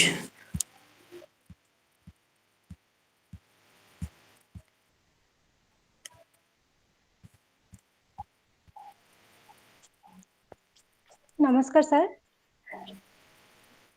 হয় সোনিয়া কোৱা sir আমি আমাৰ কনস্টিটিউশনেৰ প্ৰিএম্বলে যদি চাও ideals of equality ফ্ৰেটাৰ্নিটি সেইবোৰ আমি source পঢ়িবলৈ পাওঁ যে এইবোৰ ফ্ৰেঞ্চ কনস্টিটিউশনৰ পৰা লোৱা হৈছে। কিন্তু স্যাৰ আপুনি যি দেখালে আজি এনশিয়েন্ট ইণ্ডিয়াৰ পৰা যি লোৱা হৈছে ধাৰাবোৰ যিবোৰ ধাৰণা লোৱা হৈছে সেইবোৰ কি এনেকৈ আমি পঢ়িবলৈ নাপাওঁ? আমি ইতিহাস পঢ়িব লাগে এইবোৰ পঢ়িবৰ কাৰণে স্যাৰ। কথা দুটা প্ৰথম কথাটো হ'ল এই যে কথাবোৰ ক'লো liberty equality whether it is in the constitution of India বা তুমি তোমালোকৰ টেক্সট বুকৰ যিকোনো এটা পেজ লুটিয়াই চোৱা তাত এই কনচেপ্টবোৰ সদায় আমি পাম যে অৰিজিনেটেড ইন গ্ৰীক ইউৰোপত ইয়াৰ অৰিজিন হ'ল আমি যদি ৰাইটছৰ কথাটো কম আমি দেখো যে French revolution American independence of declaration of independence এই আটাইবোৰৰ লগত জড়িত হৈ থাকে ইয়াৰ মূল কাৰণটো হ'ল as a concept as a theory এই কনচেপ্টবোৰ ডেভেলপ হৈছে ৱেষ্টত ইউৰোপিয়ান কাণ্ট্ৰিবিলাকত ডেমক্ৰেচিৰ বা পাৰ্লিয়ামেণ্টাৰী ফৰ্ম অফ গভৰ্ণমেণ্টে হওক এই আটাইবোৰ আধুনিক যিটো পৰিভাষা এই আধুনিক পৰিভাষাত ডেভেলপ হৈছে ৱেষ্টৰ কাণ্ট্ৰিবিলাকত কিন্তু তাৰ আমি যদি ৰুটছটো বিচাৰি চাওঁ আমি ক'ৰবাত দেখিম যে সেই কাণ্ট্ৰিবিলাকেও আচলতে ইণ্ডিয়াৰ নিচিনা কাণ্ট্ৰিৰ পৰা হয়তো ইনস্পায়াৰ হৈ পেলাই বা তেওঁলোকৰ তাৰো কিছুমান হিষ্টৰিকেল ফেক্টছৰ পৰা ইনস্পায়াৰ হৈ পেলাই হয়তো তেওঁলোকে ডেভেলপ কৰিছিলে ডেভেলপ কৰি এটা পৰ্যায় পাইছিলেগৈ তেওঁলোকৰ কাণ্ট্ৰিত তেওঁলোকে এটা শেপত লৈ গৈছিলে ইকুৱেলিটিৰ কথাই কওঁ বা লিবাৰ্টিৰ কথাই কওঁ তেওঁলোকৰ তাত আমি সকলোৱে জানো যে মেকিয়াভেলিৰ কথাটো মেকিয়াভেলিক কোৱা হয় যে ফাদাৰ অফ মডাৰ্ণ পলিটিক্স আধুনিক ৰাজনীতিৰ পিতৃ বুলি কোৱা হয় কিয় কৈছিলে যে তেওঁ যিখিনি কথা কৈছিলে যে আজিৰ সময়ত যিবোৰ পলিটিচিয়ান যিবোৰ কাম কৰে king should be brave like a lion cunning like a fox যিটো মেকিয়াভেলিয়ে কয় সেই কনচেপ্টটো প্ৰিন্সে ল'ব লাগে বুলি কৈছে এইটো আধুনিক ৰাজনীতিৰ কথা কিন্তু মেকিয়াভেলিতকে বহুত আগত ধৰা কৌটিল্যই কৈ থৈ গৈছিলে তেনেকুৱাবোৰ কথা এডভাইচ টু দ্য প্ৰিন্স যিখিনি মেকিয়াভেলিৰ কথা আছে কৌটিল্যৰ অৰ্থশাস্ত্ৰতে সোমাই আছে কিন্তু কৌটিল্যৰ যিখিনি ৰাইটিংছ সেইখিনি বহু সময়লৈকে সুপ্ত হৈ আছিলে মানুহে পোৱা নাছিলে আজিৰ পৰা প্ৰায় 100 মান বছৰ পূৰ্বে সেইখিনি আচলতে ৰিডিস্কভাৰ হৈছে গতিকে ইণ্ডিয়ান ফিলচফিৰ সেইটো এটা ডাঙৰ সমস্যা যে এইটো not available in global domain সেইটো এটা কথা আৰু লগতে ৱেষ্টত এই কনচেপ্টবিলাক মেচিউৰ্ড হৈছে ডেভেলপ হৈছে এটা পৰ্যায় পাইছেগে আৰু তাৰ পৰাই ইনস্পায়াৰ হৈ আমাৰ ইণ্ডিয়ান কনষ্টিটিউচনৰ মেকাৰবিলাকে এডপ্ট কৰিছে নো ডাউট বাট লগতে কিন্তু তেওঁলোকৰ ইণ্ডিয়ান কনষ্টিটিউচনৰ মেকাৰসকলৰ ইণ্ডিয়ান ফিলচফিৰ লগত যিটো এটাচমেণ্ট ইনিও ইনস্পায়াৰ কৰিছে ফ্ৰান্সত এটা বস্তু আছে ফ্ৰান্সত বা ইংলেণ্ডত এটা কনচেপ্ট আছে সেইটো ইণ্ডিয়ান কনষ্টিটিউচনৰ মেকাৰজনে কিয় এডপ্ট কৰিব just because they read their constitution সেইকাৰণেতো এডপ্ট নকৰে বা জাষ্ট ভাল কাৰণে নকৰে they must have faith on that আৰু সেই ফেইথটো আচলতে ইণ্ডিয়ান ফিলচফিয়ে তেওঁলোকক দিছে যিটো কাৰণে তেওঁলোকে ফ্ৰান্সৰ হওক ছুইজাৰলেণ্ডৰ কনষ্টিটিউচন হওক গ্ৰেট ব্ৰিটেইনৰ কনষ্টিটিউচন সেই কনষ্টিটিউচনৰ পৰা বিভিন্ন ধৰণৰ প্ৰিন্সিপলছবিলাক আনি পেলাই ইণ্ডিয়ান কনষ্টিটিউচনৰ প্ৰিএম্বলত ইনক্লুড কৰি লৈছে আৰু এটা কথা এই যে কনচেপ্টবোৰ ৱেষ্টত ডেভেলপ হৈছে বুলি কৈছো ইয়াৰ এটা ডাঙৰ কথা আমি যেতিয়া মডাৰ্নিটিৰ কথা পঢ়ো এনলাইটেনমেণ্টৰ কথা পঢ়ো আমি দেখিছো যে গ্ৰীক ভাষা আন দেশৰ মানুহে শিকি লৈছিলে আৰু গ্ৰীক ভাষাৰ যিবোৰ এপিক যিবোৰ ক্লাছিক আছিলে টেক্সটবোৰ সেইবোৰ তেওঁলোকে পঢ়িছিলে আৰু তাৰ পৰা কনচেপ্টবোৰ তেওঁলোকে লৈ পেলাই ডেভেলপ কৰিছিলে ফৰ এক্সাম্পল ডেমক্ৰেচিৰ কথাই কওঁ জাষ্টিছৰ কথাই কওঁ আমি গ্ৰীক ক্লাছিক্সবিলাক ইউৰোপৰ থিংকাৰসকলে আন দেশৰ থিংকাৰসকলে পঢ়িছিলে আৰু পঢ়ি পেলাই এডপ্ট কৰিছিলে কিন্তু ইণ্ডিয়ান যিবোৰ ক্লাছিক্স প্ৰথম কথাটো হৈছে যে বহু সময়ত দুষ্প্ৰাপ্য হৈছিলে নাছিলে আৰু ফৰেন কাণ্ট্ৰি যিসকলে আধুনিক শিক্ষা বা আধুনিক চিন্তাধাৰাৰ বিকাশ সাধন কৰাইছিলে তেওঁলোকে এইবোৰ পঢ়িবলৈ পোৱা নাছিলে অৰিজিনেল টেক্সটবোৰ পোৱা নাছিলে আৰু ট্ৰান্সলেটেড টেক্সটটো এভেইলেবল নাছিলে সেইকাৰণে তেওঁলোকেও যদি এই কনচেপ্টবোৰ লৈছিলে তেওঁলোকে ৰেফাৰ কৰিছিলে আইডাৰ লেটিন বা গ্ৰীকৰ কথা য'ত নেকি এনেকুৱা হ'ব পাৰে যে পেৰেলেলি সেইবোৰ কথা ইণ্ডিয়ান টেক্সটত ইণ্ডিয়ান ক্লাছিকত আগৰ পৰাই আছিলে গতিকে ইণ্ডিয়ান ক্লাছিক্সবিলাক ইণ্ডিয়াৰ ধ্ৰুপদীবিলাক ইণ্ডিয়াৰ টেক্সট বুক মানে যিবিলাক এপিক গ্ৰন্থ আছিলে মহাভাৰত ৰামায়ণ বা বৌদ্ধিষ্ট ফিলচফিৰ লগত জড়িত গ্ৰন্থ এই গ্ৰন্থবিলাক সকলোৱে পোৱা নাছিলে কাৰণে আচলতে অৰিজিন টু ইণ্ডিয়া বুলি কোৱা নহয় তেওঁলোকে লিমিটেড কিছুমান চ'ৰ্চৰ পৰা পাইছিলে সেইখিনিকে আমি অৰিজিন বুলি ভাবি লৈছোঁ সেই টেক্সটখিনিকে আমি ফ'ল' কৰি পেলাই পষ্ট মডাৰ্নিটি আমাৰ ৱৰ্ল্ড লিটাৰেচাৰলৈ গুচি গৈছে সেইখিনি ফ'ল' কৰি বিভিন্ন দেশৰ সংবিধান বনিছে সেইখিনি সংবিধানৰ কথা আকৌ ভাৰতীয় সংবিধান প্ৰণেতাসকলক ইনস্পায়াৰ কৰিছে আৰু এট দ্য এণ্ড কনক্লুজনটো এনেকৈ আহিছে যে ইণ্ডিয়ান কনষ্টিটিউশ্যনৰ মেকাৰসকলে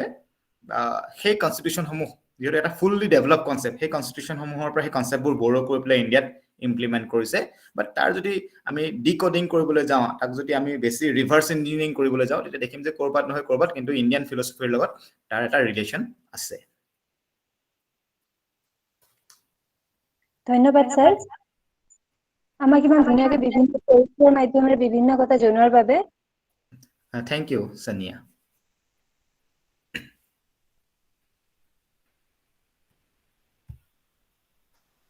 ছাত্ৰ ছাত্ৰীসকলে চাট বক্সতো তেওঁলোকৰ কিবা কুৱেশ্যনছ থাকিলে দিব পাৰিব মই চাট বক্সটো দেখি আছো দৰকাৰ হ'লে মই তাৰ পৰা পঢ়ি পেলাই আনসাৰ কৰিব পাৰিম নমস্কাৰ স্যাৰ নমস্কাৰ গণতন্ত্ৰ আমাক কিয় লাগে বঢ়িয়া এতিয়া যদি চাওঁ মই কৈছিলোঁ আৰম্ভণিতে যে আউট অফ 190 প্লাছ কাণ্ট্ৰিজ প্ৰায় 160 প্লাছ কাণ্ট্ৰিজে ফৰ্মেলি গণতন্ত্ৰ এডপ্ট কৰি লৈছে আৰু ফৰ্মেলি গণতন্ত্ৰ এডপ্ট কৰাৰ মূল কাৰণটোৱে হৈছে যে people can participate in the governance process এই যিটো চৰকাৰ পৰিচালনা যিটো প্ৰক্ৰিয়া সেই প্ৰক্ৰিয়াটোত আমি অংশগ্ৰহণ কৰিব পাৰোঁ ডাইৰেক্ট ডেম'ক্ৰেচি হ'লে আমি প্ৰত্যক্ষভাৱে চৰকাৰৰ অংশ হৈ পেলাই আইন বনোৱাত বা আইন ইমপ্লিমেণ্ট কৰাত আমি অংশগ্ৰহণ কৰিব পাৰোঁ আৰু যদিহে পৰোক্ষ গণতন্ত্ৰ হয় আমি নিৰ্বাচিত প্ৰতিনিধিৰ জৰিয়তে আমাৰ কথাবোৰ আচলতে দিব পাৰোঁ আৰু সেই নিৰ্বাচিত প্ৰতিনিধিসকলে আমাৰ হৈ পেলাই আইন প্ৰণয়ন কৰে আমাৰ হৈ পেলাই আইনসমূহ কাৰ্যকৰী কৰে গতিকে গণতন্ত্ৰ হৈছে এনেকুৱা এক প্ৰকাৰৰ চৰকাৰ য'ত আমি বিচৰাৰ ধৰণে আমাক শাসন কৰিবলৈ দিব পাৰোঁ it's a government by our self for us আমি বিচৰাৰ ধৰণে আমাৰ মাজৰ পৰা এজনে গৈ আমাৰ কাৰণেই কাম কৰিব যিটো নেকি আন কোনো ধৰণৰ আচলতে চৰকাৰ ব্যৱস্থাত দেখা পোৱা নাযায় গণতন্ত্ৰ এনেকুৱা এটা ব্যৱস্থা য'ত ডাইৰেক্টলি অৰ ইনডাইৰেক্টলি প্ৰতিজন নাগৰিকৰ পাৰ্টিচিপেশ্যন থাকে প্ৰতিজন নাগৰিকৰ যিটো ইণ্ডিভিজুৱেলিটি তাক গুৰুত্ব দিয়া হয় আৰু সেইকাৰণে মই ভাবোঁ যে ৰাষ্ট্ৰসমূহে গণতন্ত্ৰ আঁকোৱালি লৈছে অৱশ্যে এইটো নহয় যে গণতন্ত্ৰ হ'লেহে ৰাষ্ট্ৰ এখন খুব ভালকৈ চলিব আমি এনেকুৱা ৰাষ্ট্ৰৰ নামো শুনিছোঁ য'ত নেকি পিয়ৰলি ডেমক্ৰেচি নাই আমি ভাৰতবৰ্ষত যিটো চেন্সত গণতন্ত্ৰৰ কথা কওঁ সেইটো নাই বেলেগ ধৰণৰ চেন্সত তেওঁলোকে চলি আছে ষ্টিল পিপল আৰ হেপী গতিকে গণতন্ত্ৰ হ'লেহে যে মানুহ সুখী হ'ব বা মানুহৰ বিচৰাৰ ধৰণে শাসন কৰিব সেইটো নহয় but in a democracy we have more power to make the government accountable towards us, to make policies that we actually wanted. গতিকে আমাৰ মতে চৰকাৰ চলাবৰ কাৰণে আমাৰ বিচৰাৰ ধৰণৰ এখন চৰকাৰ ব্যৱস্থা পাবৰ কাৰণে আচলতে আমি গণতন্ত্ৰক আঁকোৱালি লোৱাটো ভাল আৰু সেইকাৰণে ৰাষ্ট্ৰসমূহে আঁকোৱালি লৈছে খুব I have cleared your point. ধন্যবাদ স্যাৰ আপুনি আমাক ইমানখিনি কথা কোৱাৰ কাৰণে Thank you চেট বক্সত এটা কুৱেশ্যন আছে অংকিতা শৰ্মা তেওঁ বাহনা কলেজৰে তেওঁ সুধিছে গণতন্ত্ৰৰ চতুৰ্থ স্তম্ভ সংবাদ মাধ্যমসমূহৰ বৰ্তমান সময়ত স্বাধীন হয়নে এই কথাটো আচলতে কোনটো কনটেক্সত তাৰ পৰা চাব লাগিব আমি যদি অকল ভাৰতবৰ্ষৰ কথা সুধিছোঁ নে পৃথিৱীৰ বিভিন্ন দেশৰ গণতন্ত্ৰৰ কথা সুধিছোঁ আমি নাজানো কিন্তু যিহেতু মই ভাৰতীয় গণতন্ত্ৰৰ কথা কৈছোঁ মই সেই ফালৰ পৰাই কৈছোঁ বহু সময়ত সংবাদ মাধ্যমতে নহয় আন বিভিন্ন স্তম্ভত আমি গণতন্ত্ৰৰ চতুৰ্থ স্তম্ভ বুলিয়ে কওঁ বা ইয়াৰ আন বিভিন্ন পৰ্যায়ত আমি যদি চাওঁ লাহে লাহে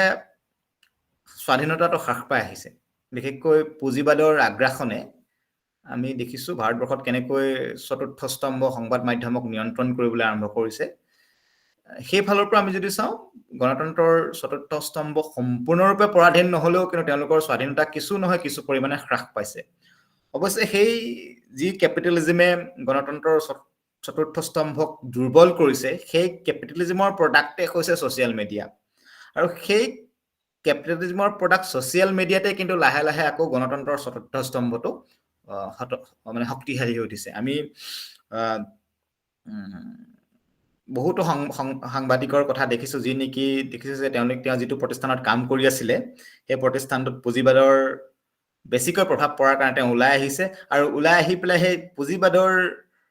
ভেৰিটেজ প্ৰতিষ্ঠা হোৱা ইউটিউব বা ফেচবুকৰ জৰিয়তে তেওঁ সংবাদ বা তেওঁৰ মনৰ কথা জনসাধাৰণৰ মাজলৈ প্ৰচাৰ কৰি দিছে গতিকে এফালৰ পৰা গণতন্ত্ৰৰ চতুৰ্থ স্তম্ভৰ ওপৰত আক্ৰমণ চলিছে আৰু এইটো মই প্ৰথমেও কৈছো যে কিছুমান ব্যক্তিয়ে নিজৰ ন্যস্ত স্বাৰ্থৰ কাৰণে নিজৰ ৰাজনৈতিক আকাংক্ষাৰ কাৰণে গণতন্ত্ৰক বিপথে পৰিচালিত কৰিবলৈ চেষ্টা কৰিছে বা গণতন্ত্ৰৰ ওপৰত বিভিন্ন ধৰণৰ প্ৰহাৰ কৰিবলৈ আৰম্ভ কৰিছে কিন্তু আনফালে তাৰ যিহেতু ইণ্ডিভিজুৱেল লিবাৰ্টি আছে মানুহে যিহেতু গণতন্ত্ৰক ছাপোৰ্ট কৰিছে সমৰ্থন কৰিছে গণতন্ত্ৰ সাষ্টেইন কৰাটো বিচাৰিছে সেইকাৰণে প্যাৰেলেলি যদিও চতুৰ্থ স্তম্ভৰ ওপৰত এটা শ্ৰেণীৰ বা কিছুমান ৰাজনৈতিক দলৰ নিয়ন্ত্ৰণ আহিছে আন কিছুমানে কিন্তু তাৰ পৰা ওলাই আহি পেলাই নিজাকৈ এক শক্তিশালী চতুৰ্থ স্তম্ভ সৃষ্টি কৰাৰ চেষ্টা কৰিছে স্বতন্ত্ৰ সংবাদ মাধ্যমৰ উত্থান হৈছে যি নেকি গণতন্ত্ৰক আকৌ শক্তিশালী কৰাটো সহায় কৰিছে আজিৰ প্লেটফৰ্মটোৰ কথাই যদি কওঁ আমি মুকলি মনে যদিহে গণতন্ত্ৰৰ সফলতা বিফলতাৰ কথা আলোচনা কৰিব পাৰিছো দেন উই মাষ্ট সে ডেট এতিয়াও চতুৰ্থ স্তম্ভ স্বাধীন হৈ আছে আৰু এইখিনি কওঁতে যদি মই সেন্সৰ কৰি ক'বলগীয়া হৈছে then we must also accept that there are some kind of instruments working to limit the liberty of the fourth pillar of the democracy গতিকে কোৱেশ্চনটোৰ লগতে উত্তৰটো আছে বুলি ক'লেও ভুল হ'ব কিন্তু কোৱেশ্চনটো ৰেলেভেন্টও হয় আৰু উত্তৰটো বেলেগ বেলেগ ধৰণেও দিব পৰা যায়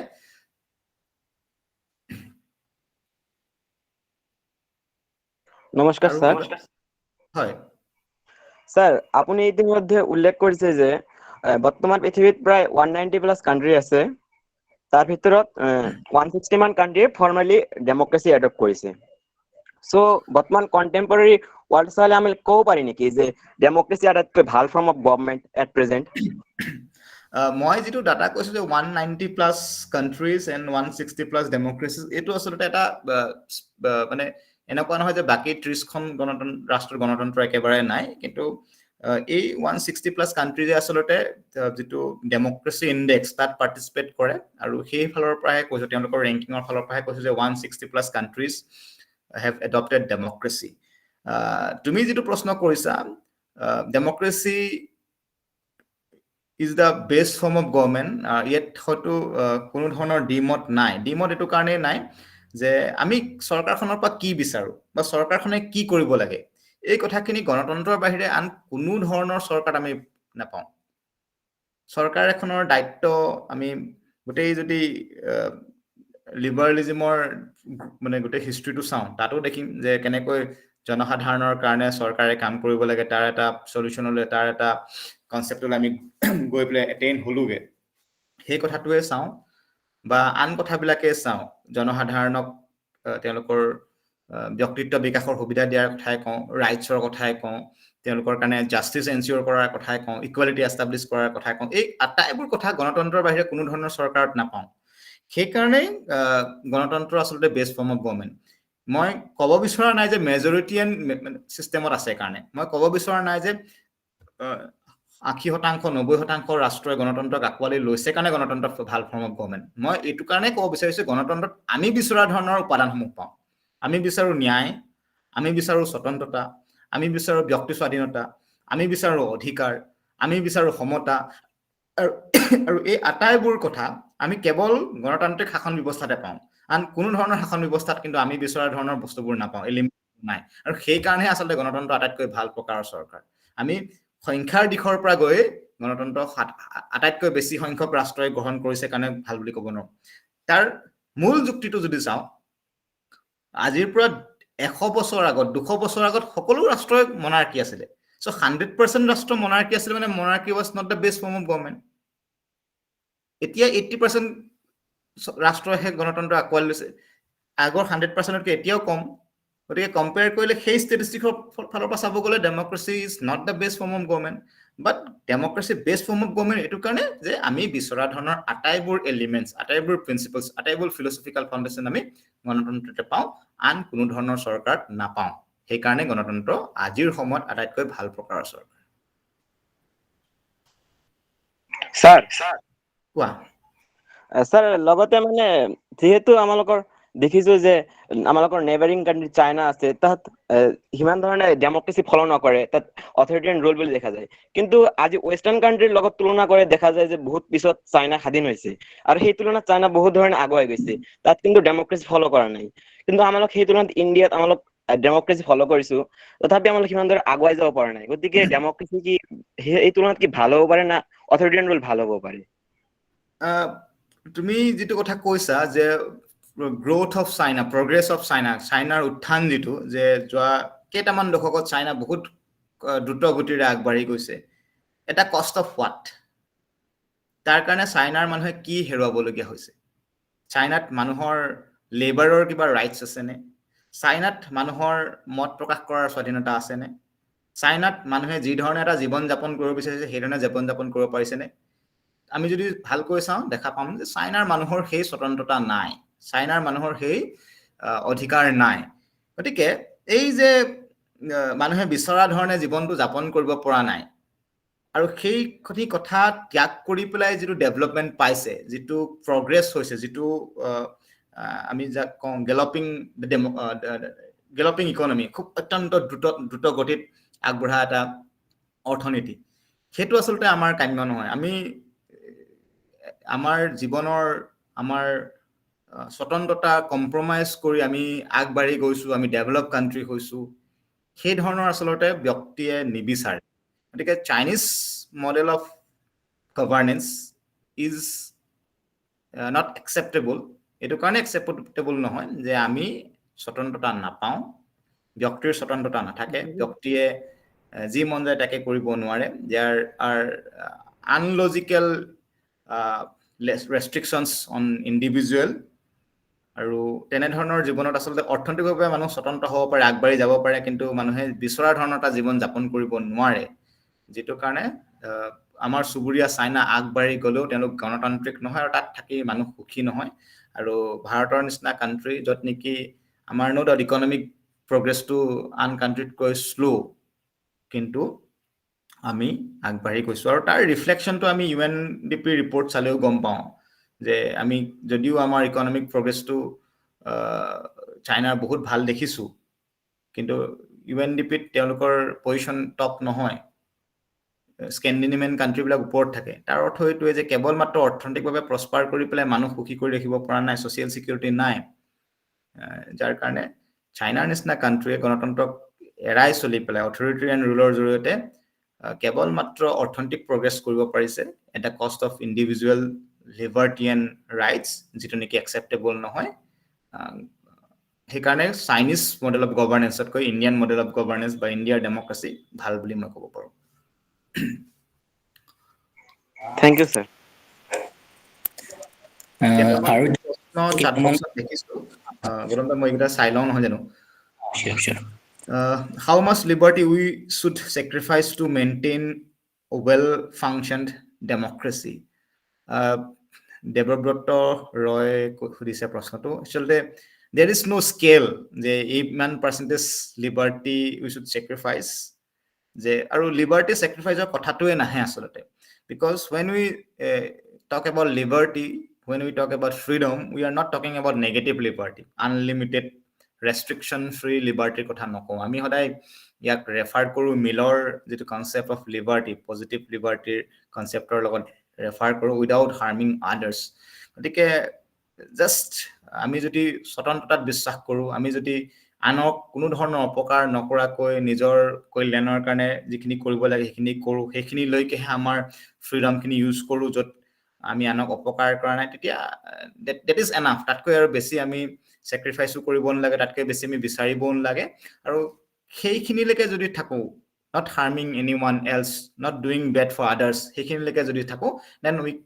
we can make our democracy functional and better. Functional to hoye democracy choliye ase, but we can make the democracy better just by sticking to the concept of positive liberty and not trying to enjoy negative liberty. Second question is by Nandini Bhattacharjee. I think the question is, sir, what is the difference between ancient Greek democracy and Indian democracy so মোৰ ফালৰ পৰা আসলতে মই যদি চাওঁ আসলতে নাই বিশেষ ডিফাৰেন্স নাই এনচিয়েন্ট গ্ৰীক ডেমক্ৰেচি আৰু ইণ্ডিয়ান ডেমক্ৰেচিৰ মাজত বিশেষ ডিফাৰেন্স নাই apart from the one thing যেটো নেকি মোৰ দেখিছো যে এনচিয়েন্ট ডেমক্ৰেচি গ্ৰীক ডেমক্ৰেচি হেতু সময়তে কোৱান্টিটেটিভ কথাবোৰ গুৰুত্ব দিছিলে আমি যদি এথেন্সৰ কথা চাওঁ আমি যদি সক্ৰেটিছৰ ট্ৰায়ালটো চাওঁ তাত যেতিয়া ডেমক্ৰেচিৰ কথা ক'লে তাত মেজৰিটেৰিয়ান সিস্টেমটোৰ কথা ক'লে য'ত 280 ভাৰ্চেছ 220 হ'ল 280 জন মানুহে ক'লে যে সক্ৰেটিছ গিল্টি আৰু 220 জন মানুহে ক'লে যে সক্ৰেটিছ গিল্টি নহয় গতিকে সেই ফালৰ পৰা এনচিয়েন্ট গ্ৰীক ডেমক্ৰেচিত সংখ্যাগত যেটো কথা সংখ্যাগৰিষ্ঠতাৰ কথা হেতু বেছিকৈ আছে ইণ্ডিয়ান ডেমক্ৰেচিটো আছিল ইণ্ডিয়ান ডেমক্ৰেচিটো হে ভোটিং সিস্টেম মেজৰিটি সিস্টেমটো আছিল কিন্তু গ্ৰীকৰ ডেমক্ৰেচিত বেছিকৈ আছিল বুলি আমি ক'ব পাৰো আৰু সিমিলাৰিটিজৰ কথা যদি চাওঁ আমি গ্ৰীক ফিলসফিত যিখিনি কথা পাওঁ আসলতে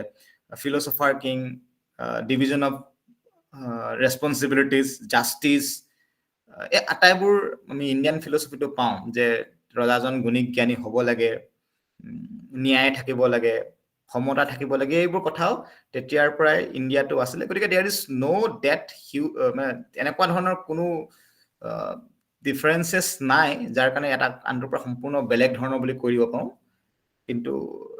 অকমান গ্ৰীক ডেমক্ৰেচিটো মোৰ কোৱান্টিটেটিভ ইন নেচাৰ যেন লাগে ইণ্ডিয়ান ডেমক্ৰেচিতকৈ আৰু এটা question Aditya Jha what is your philosophical view on secularism mentioned in the preamble of Indian Constitution? India is a secular country আৰু এটো ভাৰতবৰ্ষৰ সংবিধানে 1950 চনত সংবিধানত উল্লেখ কৰা বা পৰৱৰ্তী সময়ত সংবিধানৰ জৰিয়তে প্ৰিএম্বলত এডপ্ট কৰি লোৱাৰ পিছৰ পৰা ইণ্ডিয়াত সেকুলাৰিজম অহা নাই আমি যদি ইণ্ডিয়ান হিষ্ট্ৰীটো চাওঁ India is a secular country তাৰ আটাইতকৈ ডাঙৰ ৰেফাৰেন্স পইণ্টটো হ'ল 33 কোটি দেৱতা 33 কোটি দেৱতা means people had the option to select choose his or her own god 33 কোটিৰ মাজত যিকোনো এজনক আমি বাছনি কৰি ল'ব পাৰিছিলো আমি ৰামক ভাল পাইছো ৰামক লৈছো আমি শিৱক ভাবিছো যে ভগৱান শিৱক লৈছো আমি কাৰ্তিকক পূজা কৰিব বিচাৰিছো কাৰ্তিকক কৰিছো আমি গণেশক পূজা কৰিব বিচাৰিছো গণেশক পূজা কৰিছো সো ইণ্ডিয়ান ডেমক্ৰেচিত যো গুটেখিনি আমি হিন্দুইজমৰ মাজত আনি লৈছো but with had the option to select our god আমি নিজৰ ঈশ্বৰ আমি নিজে বাছি ল'ব পাৰিছো আৰু হেতু হৈছে ইণ্ডিয়ান সেকুলাৰিজমৰ ফিলসফিক্যাল ফাউন্ডেশন আমাৰ ইণ্ডিয়ান সেকুলাৰিজমটো ব্ৰিটিছ শাসনৰ পিছত ইণ্ডিয়ানৰ মাজত ডেভেলপ হোৱা বুলি আমি ক'ব নোৱাৰো ইয়াৰ কথাটো আমাৰ 33 কোটি দেৱতাৰ কনসেপ্টটোতে বা আমাৰ যে মনোলিথিক নহয় আমি যে প্লুৰেলিটি অফ গডত বিশ্বাস কৰো তাৰ পৰাই ৰিফ্লেক্ট কৰিছে আমাৰ বহুত ভগৱান আছে আমি যিজনকে ইচ্ছা কৰো সেইজনকে পালন কৰিব পাৰো উপাসনা কৰিব পাৰো সেইজনৰ মতে চলিব পাৰো সেইজনকে পূজা কৰিব পাৰো পূজা কৰাৰো বেলেগ বেলেগ ধৰণৰ নিয়ম আছে আমি কোনোবাই এনিমিজমত বিশ্বাস কৰিছিলো কোনোবাই স্যাক্ৰিফাইজত বিশ্বাস কৰিছিলে সেই আটাইবোৰে বুজাইছে যে আমাৰ এটা সেকুলাৰ ফাউন্ডেশন আছে ইণ্ডিয়ান ডেমক্ৰেচিৰ বা সেকুলাৰিজমৰ যেটো ফাউন্ডেশন হেতু ইণ্ডিয়ান ট্ৰেডিশনত বহুত আগৰ পৰাই আছে আৰু ই আসলতে আমাক এখন সেকুলাৰ কান্ট্ৰি হিচাপে নিজকে প্ৰতিষ্ঠা কৰাত সহায় কৰিছে ঘনশ্যাম গায়নৰ এটা প্ৰশ্ন যে sir your views on relationship between democracy and individual right yes individual right individual liberty জিয়াৰ কথাই নকওঁ ডেমক্ৰেচিৰ কাৰণে অত্যন্ত আৱশ্যক আসলতে individuality is related to welfare of individual ব্যক্তিৰ স্বতন্ত্ৰতা individual rights ৰ লগত জড়িত হৈ আছে আমি নিজৰ আমাৰ মানে to attain our best আমি নিজকে আটাইতকৈ ভাল পৰ্যায়ত উপনীত কৰিবৰ কাৰণে আমাক ৰাইটছৰ প্ৰয়োজন হয় আৰু সেই ৰাইটছ আমি নাপাম সেই ৰাইটছ আমি এনজয় কৰিব নোৱাৰিম যদিহে ডেমক্ৰেচি নাই গতিকে আমি দেখিছো যে western notion of democracy develop হোৱাৰ প্যাৰেলেলি হে western notion of rights to develop হৈছে গতিকে ৰাইটছ আৰু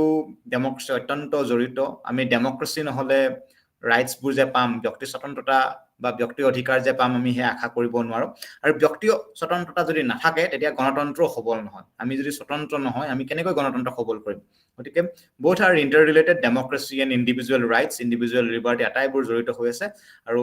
এই আটাইবোৰ আসলতে আমি যদি ডেমক্ৰেচিৰ গ্ৰোথটো চাওঁ প্যাৰেলেলি গ্ৰো কৰিছে এফালে ডেমক্ৰেচি গ্ৰ' কৰিছে, এফালে ইণ্ডিভিজুৱেল ৰাইট, ইণ্ডিভিজুৱেল লিবাৰ্টি গ্ৰ' কৰিছে, আৰু গৈ গৈ গৈ গৈ আজিৰ ষ্টেজত পাইছেগৈ য'ত নেকি মানুহে ডেমক্ৰেচিত থাকি ইণ্ডিভিজুৱেল ৰাইট লাভ কৰিছে আৰু ইণ্ডিভিজুৱেল ৰাইট ব্যৱহাৰ কৰি পেলাই ডেমক্ৰেচিক শক্তিশালী কৰিছে। মই চাট বক্সত থকা আটাইকেইটা প্ৰশ্নৰে উত্তৰ দিছোঁ বুলি ভাবিছোঁ, আৰু মই আশা কৰিছোঁ ছাত্ৰ ছাত্ৰীসকলে বিচৰা ধৰণৰ উত্তৰ পাইছে। যদিহে তেওঁলোকৰ কিবা কাউণ্টাৰ কুৱেশ্যন আছে বা ফ'ল' আপ কুৱেশ্যন আছে, সেইকেইটাও তেওঁলোকে দিব পাৰে। হয়, আমাৰ মাজত আৰু সময়ো বেছি নাই, গতিকে আমি বৰ বেছি কুৱেশ্যন ল'বও নোৱাৰিম। খুব বেছি এটা বা দুটা কুৱেশ্যন যদি কোনোবা কৰিব বিচাৰে, তেতিয়াহ'লে মই ছাত্ৰ ছাত্ৰীসকলক অনুৰোধ কৰিম খুব চুটিকে পিন পইণ্টকে যাতে কুৱেশ্যনটো ৰেইজ কৰে।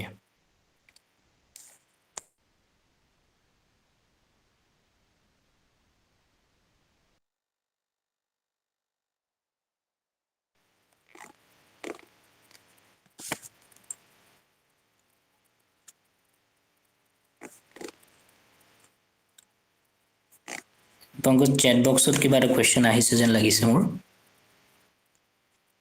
দেখা পাইছোঁ। দেৱব্ৰত ৰয়ে সুধিছে, so' what is the major challenge in Indian democracy? Is বুলি ক'লে ইয়াত ভুলেই হ'ব আচলতে। What are the challenges? Lots of challenges. আটাইতকৈ যিটো মই ভাবোঁ যিটোৱে নেকি বেছিকৈ অপকাৰ কৰিছে, that is lack of political consciousness. আমি যেতিয়ালৈকে পলিটিকেলি কনচিয়াছ নহয়, যেতিয়ালৈকে আমি নাজানো what is our right, what is just, how much liberty we should have, what is wrong, what is right, এইখিনি যেতিয়ালৈকে নাজানো আমি কেতিয়াও গণতন্ত্ৰক সফল কৰিব নোৱাৰোঁ। So' lack of awareness among masses about democracy, গণতন্ত্ৰ কি, গণতন্ত্ৰ কেনেকৈ, আচলতে কেৱল আমি বহুতে ভাবি লওঁ যে হোৱাট ইজ ডেমক্ৰেচি, যে আমি ভোট দিওঁ সেইটোৱে ডেমক্ৰেচি। That is not. আমি ভোট দিওঁ, it's a part of the democracy, it's a part of the entire process of electing a government. It is not democracy. আমি কিমান পাৰ্টিচিপেট কৰিব লাগে, কোনোবা এখন চৰকাৰৰ আইনক একচেপ্ট কৰিম, ক্ৰিটিচাইজ কৰিম, মডিফাই কৰিবলৈ ক'ম, কেনেকৈ ইমপ্লিমেণ্ট কৰিম, চৰকাৰৰ কাম কাজক ছাপোৰ্ট কৰিম, ক্ৰিটিচাইজ কৰিম, কোনটো কামক ছাপোৰ্ট কৰিম, আমি এটা দলক ভাল পাওঁ কাৰণে ছাপোৰ্ট কৰিম, এজন ব্যক্তিক ভাল পাওঁ কাৰণে দলটোক ভাল পাম, নে আমাৰ এটা পলিটিকেল অপিনিয়ন থাকিব based on facts, based on logical things, সেইটো ইম্পৰ্টেণ্ট। গতিকে যেতিয়ালৈকে এটা চিভিক কালচাৰ গ্ৰ' নকৰে, যেতিয়ালৈকে জনসাধাৰণ এৱেৰ নহয় পলিটিকেল কথাবিলাকৰ ওপৰত, তেতিয়ালৈকে গণতন্ত্ৰ কেতিয়াও সফল হ'ব নোৱাৰে। সেয়া লাগিলে তাত ৰাইট থাকক, জাষ্টিছ থাকক, ইকুৱেলিটি থাকক, মানুহ যেতিয়ালৈকে সচেতন নহয় ৰাজনৈতিকভাৱে, তেতিয়ালৈকে গণতন্ত্ৰ সফল নহয়। আৰু সেইটো আচলতে ইণ্ডিয়াত আটাইতকৈ ডাঙৰ দুৰ্বলতা। এতিয়া কনষ্টিটিউচনেলিটো সকলোবোৰ আছে, জাষ্টিছৰ কথা কৈছে, কনষ্টিটিউচনেলি ইকুৱেলিটিৰ কথা কৈছে, সেকুলাৰিজিম আছে, লিবাৰ্টি আছে, everything is there. Procedurally we are a perfect democracy, but we are not aware of it. Vote দিবলৈ যাওঁতে আমি কেলে ভোট দিছোঁ, যে ভোট নিদিলে আমাৰ নাগৰিকত্ব নাইকিয়া হৈ যাব, আমি চৰকাৰৰ সুবিধাবোৰ নাপাওঁ, সেইকাৰণে ভোট দিছোঁ। তেনেকুৱা এটা ধৰণৰ কনচেপ্টত চলি আছে। আমাৰ এৱাৰনেছটো একেবাৰে নাই, আৰু সেই এৱাৰনেছৰ অভাৱৰ কাৰণে আচলতে আজি ইণ্ডিয়ান ডেমক্ৰেচি ছাকচেছফুল হোৱা নাই, and this is one of the biggest challenge of Indian democracy. ধন্যবাদ পংকজ। আমাৰ ইতিমধ্যে সময় শেষ হৈছে। আমাৰ মাজত আমাৰ বিভাগৰ জ্যেষ্ঠ অধ্যাপক শ্ৰী সুদৰ্শন ৰয় ছাৰ আছে। মই সুদৰ্শন ৰয় ছাৰক তেখেতৰ মতামত লগতে শলাগৰ শৰাই দিবলৈ আহ্বান জনাইছোঁ। সুদৰ্শন sir. Thank you, Dr. Gautam. The session was very resourceful, and the analysis forwarded by Dr. Pankaj Bora was wonderful. And Indian democracy, so many elements we did have in the Indian history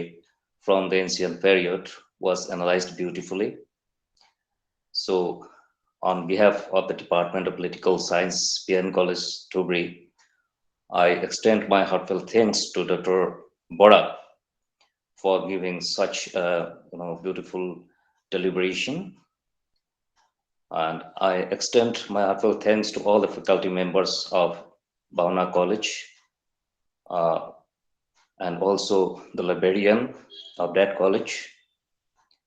And I also extend my heartfelt thanks to Dr. Gautam Rai for arranging such a beautiful academic deliberation. And mostly, I would like to extend my heartfelt thanks to all the students of both the colleges who had made the session a successful one, and the interaction we have experienced here was beautiful, and that's why I'm extending my heartfelt thanks to all of you. Thank you very much. Thank you, Sudarshan Roy, sir. So we are really happy that Pankaj Bora sir has, despite his busy schedule, he's very much engaged in NAC-related activities.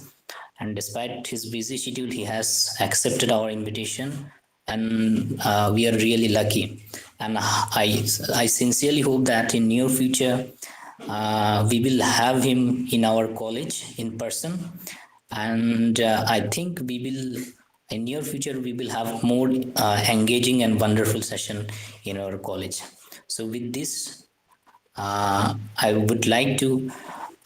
end today's program. So good night everyone. Thank you everyone, especially Dr. Gautam Roy, Dr. Roy sir, and HOD of BN College, and everyone for attending this session and for inviting me to deliver this. Thank you. Thank you very much. Good night.